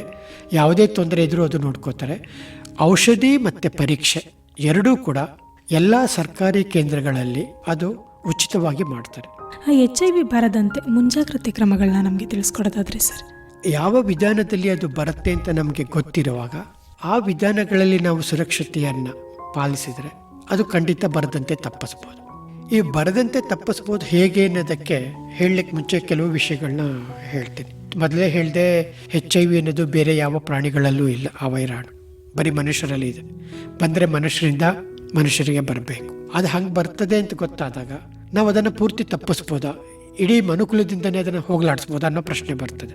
ಆ ಥರ ಎಷ್ಟೋ ಕಾಯಿಲೆಗಳನ್ನ ನಾವು ಈಗಾಗಲೇ ವಿಶ್ವದಿಂದ ತೆಗೆದು ಹಾಕಿಬಿಟ್ಟಿದ್ದೀವಿ. ಈಗ ಸಿಡುಬು ಕಾಯಿಲೆ ಇಲ್ಲ, ಪೋಲಿಯೋ ಸಂಪೂರ್ಣ ನಿರ್ಮೂಲ ಆಗಿದೆ. ಅದೇ ಥರ HIV ಪೂರ್ತಿ ತೆಗೆಯೋ ಸಾಧ್ಯತೆ ಖಂಡಿತ ಇದೆ. ಹಾಗೆ ನೋಡ್ಲಿಕ್ಕೆ ಹೋಯ್ತಂದರೆ ವಿಶ್ವ ಆರೋಗ್ಯ ಸಂಸ್ಥೆಯವರು 2030 HIV ಮುಕ್ತ ಪ್ರಪಂಚವನ್ನು ಮಾಡಬೇಕಂತ ಇದ್ದಾರೆ. End of HIV. ಹಾಗಾದ್ರೆ ಆಮೇಲೆ HIV ಇರೋದಿಲ್ವಾ? ಏಡ್ಸ್ ರೋಗ ಇಲ್ಲದೆ ಇರ್ಬೋದು. ಅದರ ಮುಖ್ಯ ಉದ್ದೇಶ ಏನು ಅಂದರೆ ಒಬ್ಬರಿಂದ ಒಬ್ಬರಿಗೆ ಬರದಂತೆ ತಪ್ಪಿಸೋದು ಅಷ್ಟರೊಳಗಡೆ. ಅಥವಾ ಯಾರಿಗಾದರೂ ಇದ್ದರೆ ಅವರು ನಿಗದಿತ ಸಮಯದಲ್ಲಿ ಹೇಳಿದ ರೀತಿಯಲ್ಲಿ ಔಷಧಿಗಳನ್ನ ತಗೊಳ್ಳೋದ್ರಿಂದ ಅವರು ಜೀವನ ಪರ್ಯಂತ ಅವರು ತೊಂದರೆ ಅನುಭವಿಸ್ತಿರೋದು. ಅವರು ಹಾಗೆ ಕಂಟ್ರೋಲ್ ಆಯಿತು ಅಂದರೆ ಅವರ ಸಂಪರ್ಕಕ್ಕೆ ಬರೋರು ಯಾರಾದ್ರೂ ಅವರು ಕಾಯಿಲೆ ಬರಲಿಲ್ಲ ಅಂದರೆ ಅಷ್ಟರ ಮಟ್ಟಿಗೆ ಸಂಪೂರ್ಣವಾಗಿ ತೊಡೆದು ಹಾಕಬಹುದು. ಖಂಡಿತ ಮುಂದಿನ ದಶಕಗಳಲ್ಲಿ HIV ಇಲ್ಲದೆ ಇರೋ ಥರ ಮಾಡೋದು ಎಲ್ಲ ಸಾಧ್ಯತೆಗಳು ಇದೆ. ಇದು ಎಲ್ಲರಿಗೂ ಗೊತ್ತಿರೋ ವಿಷಯ. ಮುಖ್ಯವಾಗಿ ಇದ್ರ ಬಗ್ಗೆ ಸಂಶೋಧನೆ ಮಾಡಿದ್ಮೇಲೆ ಗೊತ್ತಾಗಿರೋದು. ಆದರೆ ಇದನ್ನು ತಪ್ಪಿಸ್ಬೇಕಾಗಿರೋದು ಯಾರು? ಮನುಷ್ಯರೇ ಮಾಡಬೇಕು. ನಾವು ಜನಗಳೇ ಹೇಗೆ ಮಾಡಬೇಕು? ಈ ರೀತಿ ಸನ್ನಿವೇಶಗಳನ್ನ, ಈ ರೀತಿ ದಿನಾಂಕಗಳಲ್ಲಿ ಕೆಲವು ಕಾರ್ಯಕ್ರಮಗಳನ್ನ ನಿರೂಪಿಸೋದ್ರಿಂದ, ಅದಲ್ಲದೆ ವರ್ಷ ಪೂರ್ತಿ ಕೆಲವು, ಈಗ ಕರ್ನಾಟಕ ಏಡ್ಸ್ ಸೊಸೈಟಿ ಅಂತಿದೆ, ಇಂಡಿಯಾದಲ್ಲೂ NACO ಇದ್ದಾರೆ, ಎಲ್ಲ ಕಡೆ ಅದೇ ಥರ ಬೇರೆ ದೇಶಗಳಲ್ಲೂ ಎಲ್ಲ ಮಾಡ್ತಾ ಇದ್ದಾರೆ. ಅವರು ಎಲ್ಲ ಕಡೆನೂ ಹೋಗ್ಬಿಟ್ಟು ಇದರ ಬಗ್ಗೆ ಜನರಿಗೆ, ಸಮಾಜಕ್ಕೆ ಸಂಬಂಧಪಟ್ಟ ವ್ಯಕ್ತಿಗಳಿಗೆ ಮನವರಿಕೆ ಮಾಡ್ತಾ ಇದ್ದಾರೆ. ಅದು ಎಷ್ಟರ ಮಟ್ಟಿಗೆ ಎಲ್ಲ ಸಂಸ್ಥೆಗಳು ಮಾಡ್ತಿವೆ ಅಂದರೆ, ನೀವು ನಮ್ಮದೇ ಇರ್ಬೋದು, ಸ್ಕೂಲಿಗಳಿಗೆ ಹೋಗಿ, ಹೈಸ್ಕೂಲ್ಗಳಿಗೆ ಹೋಗಿ, ಕಾಲೇಜುಗಳಿಗೆ ಹೋಗಿಬಿಟ್ಟು ಅದರ ಬಗ್ಗೆ ಅರಿವು ಮೂಡಿಸ್ತಾ ಇದ್ದಾರೆ. ಹೈಸ್ಕೂಲ್ನವ್ರಿಗೆ ಯಾತಕ್ಕೆ ಇದನ್ನು ಹೇಳಬೇಕು? ಕಾರಣ ಇಷ್ಟೇ, ನಾವು ಯಾವುದರಿಂದ ಬರುತ್ತೆ ಅಂತ ಅನ್ಕೋತಾ ಇದ್ದೀವಿ. ಅಸುರಕ್ಷಿತ ಲೈಂಗಿಕ ಕ್ರಿಯೆ ಅಂತ ಬಂದರೆ, ಹಾಗಾದರೆ ಸುರಕ್ಷಿತ ಲೈಂಗಿಕ ಕ್ರಿಯೆ ಅಂದರೆ ಏನು? ಯಾಕೆಂದರೆ ಲೈಂಗಿಕ ಕ್ರಿಯೆ ಸ್ವಾಭಾವಿಕ ಆದಮೇಲಿಂದ ಸುರಕ್ಷಿತ ಲೈಂಗಿಕ ಕ್ರಿಯೆಯ ಬಗ್ಗೆ ಎಲ್ಲರಿಗೂ ಹೇಳ್ಕೊಡೋದು ಒಳ್ಳೆಯದಲ್ವ? ಅದು ಅಷ್ಟು ಸುಲಭವಾಗಿ, ಮುಖ್ಯವಾಗಿ ನಮ್ಮ ದೇಶದಲ್ಲಿ ಮಾತಾಡುವಂಥ ವಿಷಯ ಅಲ್ಲ. ಪಾಶ್ಚಾತ್ಯ ದೇಶಗಳಲ್ಲಿ ಮಾತಾಡೋ ಹೋಗಿ ನಾವು ಮಾತಾಡ್ಲಿಕ್ಕೆ ಆಗದೆ ಇರ್ಬೋದು. ಇಲ್ಲಿ ಆ ಕಾರಣಕ್ಕೋಸ್ಕರ ಇಲ್ಲಿ ಬೇರೆ ಕಥೆಗಳನ್ನು ಹೇಳೋದ್ರ ಮೂಲಕ, ಕೆಲವು ನಾಟಕಗಳನ್ನು ಮಾಡೋದ್ರ ಮೂಲಕ, ಯಕ್ಷಗಾನ ಮಾಡೋದಿರ್ಬೋದು, ಕೆಲವು ಸಂಗೀತ ಇರ್ಬೋದು, ಈ ಥರ ಏನೇನೋ ಬೇರೆ ಕಲಾವಿದರುಗಳನ್ನೂ ಉಪಯೋಗಿಸ್ಕೊಂಡ್ಬಿಟ್ಟು ಜನರುಗಳಿಗೆ ಈ ವಿಷಯವನ್ನು ಯಾವ ರೀತಿ ತಲುಪಿಸ್ಬೋದು ಅನ್ನೋದನ್ನು ನಿರಂತರವಾಗಿ ಮಾಡ್ತಾ ಇದ್ದಾರೆ. ಅದರಲ್ಲಿ ಸಾಕಷ್ಟು ಮಟ್ಟಿಗೆ ಯಶಸ್ಸನ್ನು ಕಂಡಿದ್ದಾರೆ. ಎಷ್ಟು ಮಟ್ಟಿಗೆ ಯಶಸ್ಸು ಕಂಡಿದ್ದಾರೆ ಅಂದರೆ, ಇದುವರೆಗೆ ಆಗಿರೋದು ನೋಡಿದ್ರೆ 2030 ನಮ್ಮ ಗುರಿನ ತಲುಪೋದ್ರಲ್ಲಿ ಯಾವುದೇ ಅನುಮಾನವೂ ಇಲ್ಲ. ಆದರೆ ಇದರ ಎಲ್ಲರ ಸಹಕಾರ ಬೇಕಾಗಿದೆ. ಅಂದರೆ ಏನು ಮಾಡಬೇಕು ಅಂದರೆ, ಮುಖ್ಯವಾಗಿ ಲೈಂಗಿಕ ಕ್ರಿಯೆ ABC ಅಂತ ಹೇಳ್ತೀವಿ, ಅವಾಯ್ಡ್ ಅಂತೀವಿ. ಅವಾಯ್ಡ್ ಅಂದರೆ ಸಂಪೂರ್ಣವಾಗಿ ತಪ್ಪಿಸ್ಲಿಕ್ಕೆ ಆಗ್ತದ? ಇಲ್ಲ. ಅದು ನೈಸರ್ಗಿಕವಾಗಿ ಎಲ್ರಿಗೂ ಇರ್ತದೆ. ಎಲ್ಲೋ ಕೆಲವು ವರ್ಷಗಳು ವ್ಯಕ್ತಿಗಳು ಸಂಪೂರ್ಣವಾಗಿ ಅದನ್ನು ತೊಡಗಿಸ್ಕೊಳ್ದೇ ಇರ್ಬೋದು. ಅದಿಲ್ಲ ಅಂದರೆ ಬೈಪಾಸ್ ಹೆಂಗೆ ಮಾಡ್ಬೋದು? ಬೈಪಾಸ್ ಅಂದರೆ ಏನು? ಎರಡನೇದು, ಆದಷ್ಟು ನಾವು ಎಷ್ಟು ಒಂದು ವ್ಯಕ್ತಿಗೆ ನಿಷ್ಠರಾಗಿರ್ಬೋದು. ಯಾಕೆಂದರೆ ಈ HIV ಸೋಂಕು ಜಾಸ್ತಿ ಬರೋದು ಕಾರಣ ಏನು ಅಂದರೆ, ನಾವು ಒಂದಕ್ಕಿಂತ ಹೆಚ್ಚಿನ ವ್ಯಕ್ತಿಗಳೊಡನೆ ಲೈಂಗಿಕ ಕ್ರಿಯೆಗಳು ನಡೆಸೋದ್ರಿಂದ ಮತ್ತು ಬೇರೆ ಬೇರೆ ರೀತಿಯ ಲೈಂಗಿಕ ಕ್ರಿಯೆಗಳು ನಡೆಸೋದ್ರಿಂದ ಬರ್ತದೆ. ಅದನ್ನೆಲ್ಲ ತಪ್ಪಿಸಿದ್ರೆ, ಅದು B ಇದ್ದರೆ ಅದು, C ಅಂದರೆ ಮೂರನೇದೇನು. ಇಷ್ಟೆಲ್ಲ ಆದರೂ ಮಾಡಬೇಕಾಗಿದ್ರೆ ಯಾವ ರೀತಿ ಸುರಕ್ಷೆಗಳನ್ನ ಉಪಯೋಗಿಸಬಹುದು? ಉದಾಹರಣೆಗೆ ಕಾಂಡಮ್ ಅಂತ ಹೇಳ್ತೀವಿ. ಅಂಥದ್ದನ್ನೆಲ್ಲ ಉಪಯೋಗಿಸ್ಕೊಳ್ಳೋದ್ರಿಂದ ಅದು ಪ್ರಾರಂಭದಲ್ಲೇ ತಡೆಯೋಕ್ಕೆ ಇದೆ. ಇದು ಒಂದು ರೀತಿ ಆಯಿತು. ಈಗ ನೆಕ್ಸ್ಟು ಸುರಕ್ಷಿತ ರಕ್ತದಾನ ಮಾಡೋದು ಮತ್ತು ಬೇರೆಯವರಿಗೆ ಕೊಡೋದು. ಅದನ್ನು ಬ್ಲಡ್ ಬ್ಯಾಂಕ್ಗಳು ಆ ನಿಟ್ಟಿನಲ್ಲಿ ಈಗಾಗಲೇ ಕೆಲಸ ಮಾಡ್ತಾ ಇದೆ. ಯಾವುದೇ ವ್ಯಕ್ತಿಯಿಂದ ರಕ್ತವನ್ನು ದಾನ ಪಡೆದ ಮೇಲೆ ಈ ಎಲ್ಲ ಪರೀಕ್ಷೆಗಳನ್ನ HIV ಸಂಬಂಧಪಟ್ಟಿದ್ದಂಗೆ, ಹೆಪಟೈಟಿಸ್ B, Cಗೆ ಸಂಬಂಧಪಟ್ಟಿದ್ದಂಗೆ, ಇತರ ರೋಗಗಳಿಗೆ ಸಂಬಂಧಪಟ್ಟಿದ್ದಂಗೆ, ಆಗಲೇ ನಾನು ಹೇಳಿದೆ ಸಿಫಿಲಿಸ್ ಅಂತ, ಎಲ್ಲದನ್ನು ಚೆಕ್ ಮಾಡಿ ಅದೇನೂ ಇಲ್ಲ ಅಂತ ಗೊತ್ತಾದಾಗ ಒಂದೇ ಒಂದು ಸ್ವಲ್ಪ ಅನುಮಾನವಿದ್ದರೂ ಕೂಡ ಅಂಥ ರಕ್ತಗಳನ್ನ ಯಾರಿಗೂ ಕೊಡೋದಿಲ್ಲ. ಅದನ್ನು ತಪ್ಪಿಸ್ತಿದ್ದಾರೆ. ಅದು ಮಾಡೋದ್ರಿಂದನೂ ತಪ್ಪಿಸ್ಲಿಕ್ಕೆ ಆಗ್ತದೆ. ಆ್ಯಂಡ್ ಮೂರನೇ ದಾರಿ ಯಾವುದು ಹೇಳಿದೆ, ಈಗ ಶೇವಿಂಗ್ ಬ್ಲೇಡ್ ಇರ್ಬೋದು ಅಥವಾ ಹಚ್ಚೆ ಹಾಕಿಸ್ಕೊಳ್ಳೋದಿರ್ಬೋದು, ಅಲ್ಲೂ ಅಷ್ಟೇ ಒಬ್ಬರು ಉಪಯೋಗಿಸ್ಕೊಂಡಿರೋದು, ಒಬ್ಬರ ರಕ್ತಕ್ಕೆ ಹಾಕಿರೋ ಸೂಜಿನ ತಿರ್ಗಾ ನಮಗೆ ತಾಕದೇ ಇರೋ ಹೆಂಗೆ ಯೂಸ್ ಮಾಡೋದು, ಇದನ್ನು ಪ್ರತಿ ಜನಸಾಮಾನ್ಯರಲ್ಲೂ ಒಂದು ಅರಿವು ಮೂಡಿದಾಗ ಅದು ಖಂಡಿತ ತಪ್ಪಿಸ್ಬೋದು. ಆ್ಯಂಡ್ ಕೊನೆಯದಾಗಿ ಯಾವ ವಿಧಾನ, ಗರ್ಭಿಣಿ ಸ್ತ್ರೀಯರಿಂದ ಮಗುಗೆ ಬರೋದು. ಅದಕ್ಕೆ ಎಲ್ಲ ಗರ್ಭಿಣಿ ಸ್ತ್ರೀಯರಿಗೂ ಅದನ್ನು ಕಡ್ಡಾಯವಾಗಿ ಅವರ ಒಪ್ಪಿಗೆ ಪಡೆದು HIV ಸೋಂಕಿದೆಯಲ್ವ ಅಂತ ಪ್ರತಿಯೊಬ್ಬರಿಗೂ ಪರೀಕ್ಷೆ ಮಾಡಿ, ಇಲ್ಲದಿದ್ದಾಗ ಯೋಚನೆ ಇಲ್ಲ, ಇದೆ ಅಂತ ಗೊತ್ತಾದರೆ ತಿರ್ಗಾ ಮತ್ತೊಮ್ಮೆ 32ನೇ ವಾರ 34ನೇ ವಾರ ಆ ಟೈಮ್ನಲ್ಲಿ ಪರೀಕ್ಷೆ ಮಾಡಿ ಮಗುಗೆ ಸಂಭವ ಬರೋ ಸಾಧ್ಯತೆ ಇಲ್ವೋ ಅಂತ ಎಷ್ಟು ನೋಡಿ ಅದಕ್ಕೆ ಬೇಕಾಗಿರೋ ಔಷಧಿಗಳನ್ನೆಲ್ಲ ಸರಿಯಾಗಿ ಕೊಟ್ಟು ಕಂಟ್ರೋಲ್ ಮಾಡಿದಾಗ ಮಗುಗೂ ಬರೋ ಸಾಧ್ಯತೆ ಇರೋದಿಲ್ಲ. ಈ ಎಲ್ಲ ವಿಧಾನಗಳು ಇದೆ.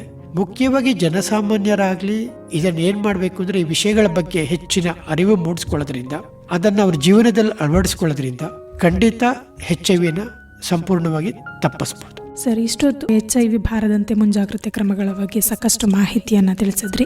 ಹಾಗಿದ್ರೆ ಈ HIV ಅಥವಾ ಏಡ್ಸ್ ತಡೆಗಟ್ಟುವಲ್ಲಿ ಸಮುದಾಯದ ಪಾತ್ರ ಹೇಗೆ ಸರ್, ಏನಿರಬೇಕಾಗುತ್ತೆ ಸರ್? ಇದು ಮತ್ತೊಂದು ಮುಖ್ಯ ವಿಷಯ. ನಾನು ಯಾವಾಗ HIV ಅಂತ ಹೇಳಿದಾಗ, ನನ್ನ ಆರೋಗ್ಯ ನನ್ನ ಹಕ್ಕು ಅಂದಾಗ ಅದನ್ನು ತಪ್ಪಿಸ್ಕೊಳ್ಳೋಕ್ಕೆ ಏನು ಮಾಡಬೇಕು ಅನ್ನೋದ್ರ ಬಗ್ಗೆ ಕೆಲವು ವಿಷಯಗಳನ್ನ ಹೇಳಿದೆ. ಈಗ HIV ಸೋಂಕಿತ ವ್ಯಕ್ತಿಗಳೊಡನೆ ಇತರರು ಹೇಗೆ ವ್ಯವಹರಿಸಬೇಕು, ಆ ನಿಟ್ಟಿನಲ್ಲಿ ಇತರರು ಅಂದರೆ ಸಮುದಾಯ, ಅಲ್ಲಿ ಸಮುದಾಯದ ಪಾತ್ರ ತುಂಬ ಮುಖ್ಯವಾಗಿರ್ತದೆ. ಅಷ್ಟರ ಮಟ್ಟಿಗೆ ಇಡೀ ಸಮಾಜದವರು ಮೊದಲಿನ ನಾವು ತಿಳ್ಕೊಳ್ಳೋಣ, ಯಾವುದೇ ಒಂದು ವ್ಯಕ್ತಿಗೆ HIV ಸೋಂಕಿದೆ ಅಂದರೆ ಡಾಕ್ಟ್ರುಗಳಾಗಲಿ ಮತ್ತೊಬ್ಬರಾಗಲಿ ಅದನ್ನು ಇನ್ನೊಬ್ಬರಿಗೆ ಪ್ರಚಾರ ಪಡಿಸೋ ಹಾಗಿಲ್ಲ. ಅದು ತುಂಬ ಗೌಪ್ಯವಾಗಿಡುವಂಥ ವಿಷಯ. ಅವ್ರಿಗೆ ಪರೀಕ್ಷೆ ಮಾಡಲಿಕ್ಕೆ ಮುಂಚೆನೇ ಅದನ್ನೆಲ್ಲ ಹೇಳಿ ಆಪ್ತ ಸಮಾಲೋಚನೆಯಲ್ಲಿ ಅದು ಒಂದು ಸೇರಿಕೊಂಡಿರ್ತದೆ. ಅದು ಮಾಡಿಬಿಟ್ಟು ಆಮೇಲೆ ಪರೀಕ್ಷೆ ಮಾಡಿರ್ತೀವಿ. ಅದನ್ನು ಯಾವುದೇ ಕಾರಣಕ್ಕೂ ಹೇಳಲಿಕ್ಕೆ ಹೋಗಿರೋದಿಲ್ಲ. ಅವರಿಗೆ ಇರೋದರಿಂದ ಇನ್ನೊಬ್ಬರಿಗೆ ಬರೋ ಸಾಧ್ಯತೆ ಇದೆ ಅಂದರೆ ಅಂಥ ಟೈಮಲ್ಲಿ ಪುನಃ ಆಪ್ತ ಸಮಾಲೋಚನೆ ಮಾಡಿಬಿಟ್ಟು ಬರೋದನ್ನು ತಡೆಯೋದಕ್ಕೆ ಆ ವ್ಯಕ್ತಿ ಮೂಲಕ ಅಂತಲೇ ನಾವು ಪ್ರಯತ್ನ ಪಡ್ತೀವಿ. ಇಷ್ಟರ ಮಟ್ಟಿಗೆ ವೈದ್ಯಕೀಯ ಕ್ಷೇತ್ರದಲ್ಲಿ ಎಲ್ಲ ಮುಂಜಾಗ್ರತೆಗಳನ್ನು ತಗೊಂಡಿರ್ತೀವಿ. ಆದರೂ ಕೂಡ HIV ಇದೆ ಅಥವಾ ಇರಬಹುದು ಎಂಬ ಅನುಮಾನ ಸಮಾಜದ ಇತರ ವ್ಯಕ್ತಿಗಳಿಗೆ ಗೊತ್ತಾದರೆ ಅವರು HIV ಸೋಂಕಿತ ವ್ಯಕ್ತಿಗಳನ್ನ ಯಾವ ರೀತಿ ನೋಡ್ತಾರೆ, ಇಲ್ಲಿ ಸಮುದಾಯದ ಪಾತ್ರ ತುಂಬ ಮುಖ್ಯವಾಗ್ತದೆ. ನಾನು ಹೇಳೋದಿಷ್ಟೇ, ಅವ್ರನ್ನ ಬೇರೆ ಥರ ನೋಡಬೇಡಿ. ಅವರು ನಮ್ಮ ಎಲ್ಲ ವ್ಯಕ್ತಿಗಳ ಥರ ಎಲ್ಲ ಹಕ್ಕಿಗಳಿಗೂ ಎಲ್ಲ ಸವಲತ್ತುಗಳಿಗೂ ಅವ್ರಿಗೆ ಅರ್ಹತೆ ಇರ್ಬೋದು. ಎಲ್ಲರ ಜೊತೆ ಅವ್ರು ಕೂಡಿ ಬಾಳ್ಬೋದು, ಯಾವುದೇ ರೀತಿ ತೊಂದರೆನೂ ಇರೋದಿಲ್ಲ. ಈಗ ಮೇಲೆ ಹೇಳಿದ ಕೆಲವು ಕ್ರಿಯೆಗಳನ್ನ ಬಿಟ್ಟು ಅದರ ಬಗ್ಗೆ ನಾವು ಮುಂಜಾಗ್ರತೆ ತೊಗೊಂಡ್ಬಿಟ್ರೆ ಮಿಕ್ಕಿದ ಯಾವ ರೀತಿಯಲ್ಲೂ ಅದು ಹರಡೋದಿಲ್ಲ. ಅಂದರೆ ಅವರ ಜೊತೆ ಸಹಬಾಳ್ವೆ ನಡೆಯೋದಕ್ಕೆ ಯಾವುದೇ ತೊಂದರೆನೂ ಇಲ್ಲ. ಅಷ್ಟರ ಮಟ್ಟಿಗೆ ಸಮಾಜದಲ್ಲಿರುವ ಪ್ರತಿಯೊಬ್ಬ ವ್ಯಕ್ತಿಗಳು, ಸಮಾಜದಲ್ಲಿ ಇದ್ದಾಗ ನಮ್ಗೆ ಯಾವ್ಯಾವ ವ್ಯಕ್ತಿಗಳಿರ್ತಾರೆ, ಇಡೀ ಸಮುದಾಯವನ್ನು ಮನುಷ್ಯ ಸಮಾಜವನ್ನು ತೊಗೊಂಡ್ರೆ ಯಾರು ತಗೋದು? ಒಂದು HIV ಸೋಂಕಿತ ವ್ಯಕ್ತಿ ಅಥವಾ ಅದರಿಂದ ಹೆಚ್ಚು ತೊಂದರೆಗಳಾಗೋದವರು, ಏಡ್ಸ್ನವರು ಅಂಥವ್ರು ಇರ್ಬೋದು. ಇನ್ನೊಂದು ಗುಂಪು ಯಾವುದಾಗ್ಬೋದು, HIV ಸೋಂಕಿತ ವ್ಯಕ್ತಿಗಳ ಜೊತೆಗೆ ಅವರ ಮನೆಯವರು, ಹತ್ತಿರದಲ್ಲಿರೋರು, ತುಂಬ ಹತ್ತಿರದಲ್ಲೂ ಅವ್ರಿಗೂ ಕೆಲವು ಸಮಸ್ಯೆಗಳಿರ್ತದೆ. ಅದು ಬಿಟ್ಟರೆ ಉಳ್ಕೊಂಡಿರೋರು ಯಾರು? ಇಡೀ ಪ್ರಪಂಚದಲ್ಲಿರೋ HIV ಸೋಂಕಿತ ವ್ಯಕ್ತಿಗಳು ಇಲ್ದಿರೋರ್ಗೆಲ್ರಿಗೂ ಯಾವಾಗ ಬೇಕಾದ್ರೂ ಬರೋ ಸಾಧ್ಯತೆ ಇದೆ ಅಲ್ವಾ? ಇವತ್ತು ನಮಗೆ ಬಂದಿಲ್ಲದೆ ಇರ್ಬೋದು, ನಾಳೆ ನಮಗೂ ಬರ್ಬೋದು. ಹಾಗಿದ್ದಾಗ ನಮಗೂ ಅವ್ರಿಗೂ ಯಾವುದೂ ವ್ಯತ್ಯಾಸ ಇಲ್ಲ ಅನ್ನೋದನ್ನು ಇಡೀ ಎಲ್ಲ ವ್ಯಕ್ತಿಗಳು ತಿಳ್ಕೊಳ್ಬೇಕು. ಅಷ್ಟರ ಮಟ್ಟಿಗೆ ಸರ್ಕಾರನೂ ಅನೇಕ ಕಾನೂನುಗಳು ಮಾಡಿ ಅವರಿಗೆ ಏನೇನು ಸೌಲಭ್ಯಗಳು ತಗೊಳ್ಬೇಕು, ಎಲ್ಲಿ ಉದಾಹರಣೆಗೆ ಎಲ್ಲಿಗಾರು ಕೆಲಸದ ಅವ್ರಿಗೆ ತಗೊಳ್ಬೇಕು ಅಂದರೆ ಅವನಿಗೆ HIV ಇದೆ, ಕೆಲಸಕ್ಕೆ ತೊಗೊಳಕ್ಕಾಗೋದಿಲ್ಲ ಅಂತ ಹೇಳೋಕ್ಕಾಗಲ್ಲ. ಅಥವಾ ಯಾರಿಗಾರು ರಕ್ತ ಪರೀಕ್ಷೆ ಮಾಡಬೇಕಾಗಿದ್ರೆ ಉದಾಹರಣೆಗೆ ಆಸ್ಪತ್ರೆಯಲ್ಲಿ ಹೇಳ್ತೀನಿ, ಈಗ HIV ಇದೆ ಅದಕ್ಕೆ ನಾವು ಆಪರೇಷನ್ ಮಾಡೋದಿಲ್ಲ ಅಂತ ಹೇಳೋಕ್ಕಾಗಲ್ಲ. ಎಲ್ಲ ಸಂದರ್ಭದಲ್ಲೂ ಏನು ಮುಂಜಾಗ್ರತೆ ಕ್ರಮ ತೊಗೊಂಡ್ಬಿಟ್ಟು ಬೇರೆ ಎಲ್ಲರಿಗೆ ಹೇಗೆ ನೋಡ್ಕೋತೀವೋ ಅವ್ರಿಗೂ ಹಾಗೆ ನೋಡ್ಕೋಬೇಕು. ಅಷ್ಟರ ಮಟ್ಟಿಗೆ ಅವ್ರಿಗೆ ಪ್ರತಿಯೊಂದು ವಿಷಯದಲ್ಲೂ ಸಮಾನತೆಯನ್ನು ಕೊಡಬೇಕು. ಇಲ್ಲಿ ಸಮಾಜದಲ್ಲಿರುವ ಪ್ರತಿಯೊಬ್ಬ ವ್ಯಕ್ತಿಯ ಪಾತ್ರವು ತುಂಬ ಮುಖ್ಯವಾಗಿರ್ತದೆ. ಖಂಡಿತ ಸರ್, HIV ತಡೆಗಟ್ಟುವಲ್ಲಿ ಸಮುದಾಯದ ಪಾತ್ರ ತುಂಬ ಮುಖ್ಯ ಅನ್ನೋದನ್ನು ತಿಳಿಸ್ಕೊಟ್ರಿ. ಕೊನೆಯದಾಗಿ ನಮ್ಮ ಜನಧ್ವನಿ ಕೇಳುಗರಿಗೆ ಈ ಸಂದರ್ಭದಲ್ಲಿ ಏನು ಸಂದೇಶ ಹೇಳೋದಕ್ಕೆ ಇಷ್ಟಪಡ್ತೀರಿ ಸರ್? ಈಗ ಮಧ್ಯದಲ್ಲಿ ಮಾತಾಡುವಾಗ ಹೇಳಿದೆ, ನೀವು ಔಷಧಿಗಳು ಎಲ್ಲಿ ಸಿಗುತ್ತೆ, ಎಲ್ಲೂ ಪರೀಕ್ಷೆ ಮಾಡ್ತೀರಾ ಅಂತೆಲ್ಲ ಹೇಳಿದಾಗ ಎಲ್ಲ ಸರ್ಕಾರಿ ಆಸ್ಪತ್ರೆಗಳಲ್ಲೂ ಉಚಿತವಾಗಿ ಮಾಡ್ತಾರೆ ಅಂತ ಹೇಳ್ತಿದ್ವಿ. ಅದರ ಜೊತೆಗೆ ಬೇರೆ ಪ್ರೈವೇಟ್ ಹಾಸ್ಪಿಟ್ಲ್ಗಳಲ್ಲೂ ಮಾಡ್ತಾರೆ ಅಂತಲೂ ಹೇಳಿದ್ದೆ. ನಮ್ಮ ವಿವೇಕಾನಂದ ಸ್ಮಾರಕ ಆಸ್ಪತ್ರೆಯಲ್ಲೂ ಕೂಡ ಅದು ಲಿಂಕ್ ART ಸೆಂಟರ್ ಅಂತ ಸರ್ಕಾರದಿಂದಲೇ ನಿಯೋಜಿಸಲ್ಪಟ್ಟ ಒಂದು ಕೇಂದ್ರವಾಗಿದೆ. ಇಲ್ಲೂ ಸರ್ಕಾರಿಯ ಸೌಲಭ್ಯಗಳನ್ನು ಉಪಯೋಗಿಸಿಕೊಂಡು ಅದಕ್ಕೆ ಸಂಬಂಧಪಟ್ಟ ಎಲ್ಲ ಪರೀಕ್ಷೆಗಳನ್ನು ಉಚಿತವಾಗಿ ಮಾಡಲಾಗ್ತದೆ. ಅದೇ ರೀತಿ ಅದಕ್ಕೆ ಬೇಕಾಗಿರೋ ಎಲ್ಲ ಸೌಲಭ್ಯಗಳನ್ನು ಜೀವನ ಪರ್ಯಂತ ಕೊಡುವಂಥ ವ್ಯವಸ್ಥೆ ಸರ್ಕಾರದ ಮೂಲಕ ಈ ಜಾಗದ ಮೂಲಕ ಮಾಡ್ತಾ ಇದ್ದಾರೆ. ಅದರಿಂದ ಯಾರಿಗೇ ಅದು ಸಂಬಂಧ ತೊಂದರೆ ಇದ್ದರೂ ಕೂಡ, ಅನುಮಾನ ಇದ್ದರೂ ಕೂಡ ಇಲ್ಲಿರುವ ಸೌಲಭ್ಯಗಳನ್ನ ಉಪಯೋಗಿಸ್ಕೊಳ್ಬಹುದು. ಎರಡನೇದಾಗಿ HIV ಪರೀಕ್ಷೆ ಮಾಡಿಸ್ಕೊಳ್ಬೇಕು. ಯಾರು ಮಾಡಿಸ್ಕೊಳ್ಬೇಕು ಅನ್ನೋ ಪ್ರಶ್ನೆ ಬರ್ತದೆ. ಇಲ್ಲಿ ಇಂಥವರೇ ಮಾಡಿಸ್ಕೊಳ್ಬೇಕು, ಈ ಲಕ್ಷಣಗಳಿದ್ದವರೇ ಮಾಡಿಸ್ಕೋಬೇಕು ಅನ್ನೋ ಪ್ರಶ್ನೆ ಇಲ್ಲ. ಯಾರು ಬೇಕಾದ್ರೂ ಮಾಡಿಸ್ಕೋಬೋದು. ಕೆಲವು ಜಾಹೀರಾತುಗಳು ನೀವು ನೋಡಿದ್ದೀರಾ ಅನಿಸುತ್ತೆ. ಈಗ ನಾವು ಯಾರಿಗಾರು ಮದುವೆ ಮಾಡಬೇಕಾಗಿದ್ದಾರೆ ಏನೆಲ್ಲ ಮಾಡಿರ್ತೀವಿ, ಅವ್ರ ಸಂಬಂಧ ನೋಡ್ತೀವಿ, ಮನೆತನ ನೋಡ್ತೀವಿ, ಉದ್ಯೋಗ ನೋಡ್ತೀವಿ, ಆಮೇಲೆ ಜಾತಕ ನೋಡ್ತೀವಿ. ಎಲ್ಲ ನೋಡ್ಬಿಟ್ಟು ಎಲ್ಲ ಹೊಂದಾಣಿಕೆ ಆದರೆ ಮಾಡೋದಿದೆ. ಇದು ಕಡ್ಡಾಯ ಇಲ್ಲ. ಆದರೂ ಕೂಡ ಆ ವ್ಯಕ್ತಿಗಳು ಪರಸ್ಪರ ಒಂದ್ಸಲಿ ನೋಡಿಬಿಟ್ಟು ನನ್ನ ದೇಹ ಸ್ಥಿತಿ ಹೇಗಿದೆ, ನಮ್ಮಗಳಿಗೆ ಸೋಂಕು ಇದೆಯೋ ಇಲ್ವೋ ಅಂತ ತಿಳ್ಕೊಳ್ಳೋದ್ರಲ್ಲಿ ಖಂಡಿತ ತಪ್ಪಿಲ್ಲ. ಇದ್ರ ಬಗ್ಗೆ ಸಂಬಂಧಪಟ್ಟವರು ಅವಾಗವಾಗ ಜಾಹೀರಾತುಗಳನ್ನ ಕೊಡಿಸ್ತಿರ್ತಾರೆ. ಆದರೆ ಇದು ಯಾವುದೂ ಕಡ್ಡಾಯ ಅಲ್ಲ. ಅದರ ಹೇಳೋ ಉದ್ದೇಶ ಏನು ಅಂದರೆ, ಬೇರೆಯವರು ಹೇಗಿದ್ದಾರೆ ಅಂತ ತಿಳ್ಕೊಳ್ಳೋದಕ್ಕಿಂತ ನನಗಿದೆಯೋ ಇಲ್ವೋ ಅಂತ ತಿಳ್ಕೊಳ್ಳೋದಕ್ಕೆ ನಾನು ಪರೀಕ್ಷೆ ಮಾಡಿಸ್ಕೋಬೋದು. ಅಷ್ಟರ ಮಟ್ಟಿಗೆ ಪ್ರತಿಯೊಬ್ಬರು ಈ HIV-ಯನ್ನು 2030 ಒಂದು ಅಂತ್ಯ ಕಾಣಿಸ್ಬೇಕು ಅನ್ನೋ ಗುರಿ ಇಟ್ಕೊಂಡು ಮಾಡಬೇಕಾಗಿರೋ ಒಂದು ಮುಖ್ಯವಾದ ಕೆಲಸ ಅಂದರೆ ಎಲ್ಲರೂ ಅವರಿಗೆ HIV ಇದೆಯೋ ಇಲ್ವೋ ಅಂತ ತಿಳ್ಕೊಳ್ಳೋದು. ಸುಮಾರು 95% ಜನ 100ರಲ್ಲಿ ತಿಳ್ಕೊಂಡ್ರೆ ಗೊತ್ತಾಗ್ತದೆ ಒಂದು. ಎರಡನೇದು, ತಿಳ್ಕೊಂಡು 95 ಜನ ಅದು ಯಾವ ಸ್ಟೇಟ್ನಲ್ಲಿದೆ ಅಂತ ತಿಳ್ಕೊಂಡ್ರೆ ಇನ್ನೊಂದು ಗೊತ್ತಾಗ್ತದೆ. ಮೂರನೇದಾಗಿ ಅದಕ್ಕೆ ಬೇಕಾಗಿರೋ ಮಾತ್ರೆಗಳನ್ನ ಹೇಳಿದ ರೀತಿಯಲ್ಲಿ ಜೀವನ ಪರ್ಯಂತ ತಗೊಳ್ತೀರ ಅಂದರೆ ಅದಕ್ಕೆ 100 ಭಾಗ ಇನ್ನು 6 ವರ್ಷಗಳಲ್ಲಿ ಅದಕ್ಕೆ ಅಂತ್ಯ ಕಾಣಿಸ್ಬೋದು ನಾವು. ಸೊ ಅಷ್ಟರ ಮಟ್ಟಿಗೆ ಸಮಾಜದಲ್ಲಿರೋ ಪ್ರತಿ ವ್ಯಕ್ತಿಗಳು ಯಾರು ಬೇಕಾಗಿದ್ರು ಕೂಡ ಸೀದಾ ಈ ರೀತಿಯಾಗಿರುವಂತಹ ಲಿಂಕ್ ART ಸೆಂಟರ್ಗೆ ಬಂದುಬಿಟ್ಟು, ನಮ್ಮ ಸಂಸ್ಥೆನಲ್ಲೂ ಇದೆ, ಅಲ್ಲಿ ಆಪ್ತ ಸಮಾಜದ ಜೊತೆ ಮಾತಾಡಿಬಿಟ್ಟು ನಾವೊಂದ್ಸಲಿ ಪರೀಕ್ಷೆ ಮಾಡಿಸ್ಕೋಬೇಕು ಅಂತ ಅಂದ್ಕೊಂಡಿದ್ದೀವಿ ಈ ರೀತಿಯಾಗಿ ಅಂತ ಹೇಳಿದ್ರೆ ಯಾರಿಗೆ ಬೇಕಾದ್ರೂ ಅದನ್ನು ಉಚಿತವಾಗಿ ಮಾಡಿಕೊಡ್ತಾರೆ. ಅದನ್ನು ಪರೀಕ್ಷೆ ಮಾಡೋದಲ್ಲದೆ ಆ ಟೈಮ್ನಲ್ಲಿ ಬೇಕಾಗಿರುವಂತಹ ಆಪ್ತ ಸಮಾಲೋಚನೆಯೂ ಮಾಡ್ತಾರೆ. ತೊಂದರೆ ಏನಾದ್ರು ಇದ್ದರೆ ಅದಕ್ಕೆ ಬೇಕಾಗಿರೋ ಔಷಧಿಗಳನ್ನು ಉಚಿತವಾಗಿ ಕೊಡ್ತಾರೆ. ಏನೂ ಇಲ್ಲದಿದ್ದರೂ ಕೂಡ ಏನು ವಿಷಯಗಳನ್ನ ಅವರು ಸಮಾಲೋಚನೆಯಲ್ಲಿ ಹೇಳಿಕೊಂಡಿರ್ತಾರೋ ಅದೆಲ್ಲವನ್ನು ಗೌಪ್ಯವಾಗಿ ಇಟ್ಕೊಂಡಿರ್ತಾರೆ. ಇಂಥ ಸೌಲಭ್ಯಗಳನ್ನ ಸದುಪಯೋಗಪಡಿಸಿಕೊಂಡು ಹೆಚ್ಚಿನ ಸಂಖ್ಯೆಯಲ್ಲಿ ಜನಕ್ಕೆ ಇಲ್ಲ ಅನ್ನೋದನ್ನು ಖಾತ್ರಿಪಡಿಸ್ಕೊಳ್ಳೋದಲ್ಲದೆ ಯಾರ್ಯಾರಿಗಿದೆಯೋ ಅವ್ರ ಜೊತೆ ಸಹಜೀವನವನ್ನು ಸುರಕ್ಷಿತ ಕ್ರಮಗಳನ್ನ ತಗೊಂಡು ಬದುಕಬೇಕು ವಿಷಯನ ಎಲ್ರಿಗೂ ತಿಳಿಸೋಕ್ಕೆ ಇಷ್ಟಪಡ್ತೀನಿ. ಜನಧ್ವನಿ ಕೇಳುಗರಿಗೆ ಒಳ್ಳೆ ಸಂದೇಶನ ತಿಳಿಸಿದ್ರಿ ಸರ್. ಭಾಳ ಸಂತೋಷ. ಇಷ್ಟೊತ್ತು ನಮ್ಮ ಜೊತೆ ಇದ್ದು HIV ಬಗ್ಗೆ ಆಗಿರ್ಬೋದು ಅಥವಾ AIDS ದಿನದ ಕುರಿತು ಸಾಕಷ್ಟು ಮಾಹಿತಿಯನ್ನು ನಮಗೆ ಮತ್ತು ನಮ್ಮ ಕೇಳುಗರಿಗೆ ತಿಳಿಸ್ಕೊಟ್ಟಿದ್ದೀರಿ. ಅದಕ್ಕಾಗಿ ಬಾನುಲಿ ಕೇಂದ್ರದ ಪರವಾಗಿ, ಕೇಳುಗರ ಪರವಾಗಿ ಧನ್ಯವಾದಗಳು ಸರ್. ನಮಸ್ತೆ. ಕೇಳುಗರೆ, ಇದುವರೆಗೂ ಆರೋಗ್ಯ ದಂಗಳ ಕಾರ್ಯಕ್ರಮದಲ್ಲಿ ವಿಶ್ವ AIDS ದಿನದ ಮಹತ್ವದ ಕುರಿತು ಮಾತನಾಡಿದವರು ಸರಗೂರಿನ ವಿವೇಕಾನಂದ ಸ್ಮಾರಕ ಆಸ್ಪತ್ರೆಯ ಸಾಮಾನ್ಯ ರೋಗ ಚಿಕಿತ್ಸಾ ತಜ್ಞರಾದ ಡಾಕ್ಟರ್ ನಾಗೇಶ್ ರವರು. ಇದು ಇವತ್ತಿನ ಆರೋಗ್ಯ ದಂಗಳ ಕಾರ್ಯಕ್ರಮ. ಮತ್ತೆ ಮತ್ತೊಂದು ಕಾರ್ಯಕ್ರಮದಲ್ಲಿ ನಿಮ್ಮನ್ನ ಭೇಟಿಯಾಗ್ತೀನಿ. ಅಲ್ಲಿಯವರೆಗೂ ಕೇಳ್ತಾ ಇರಿ ಜನಧ್ವನಿ 90.8 ಕಂಪನಾಂಕದಲ್ಲಿ ಸರಗೂರಿನಿಂದ ಪ್ರಸಾರವಾಗುತ್ತಿದೆ. ನಮಸ್ಕಾರ.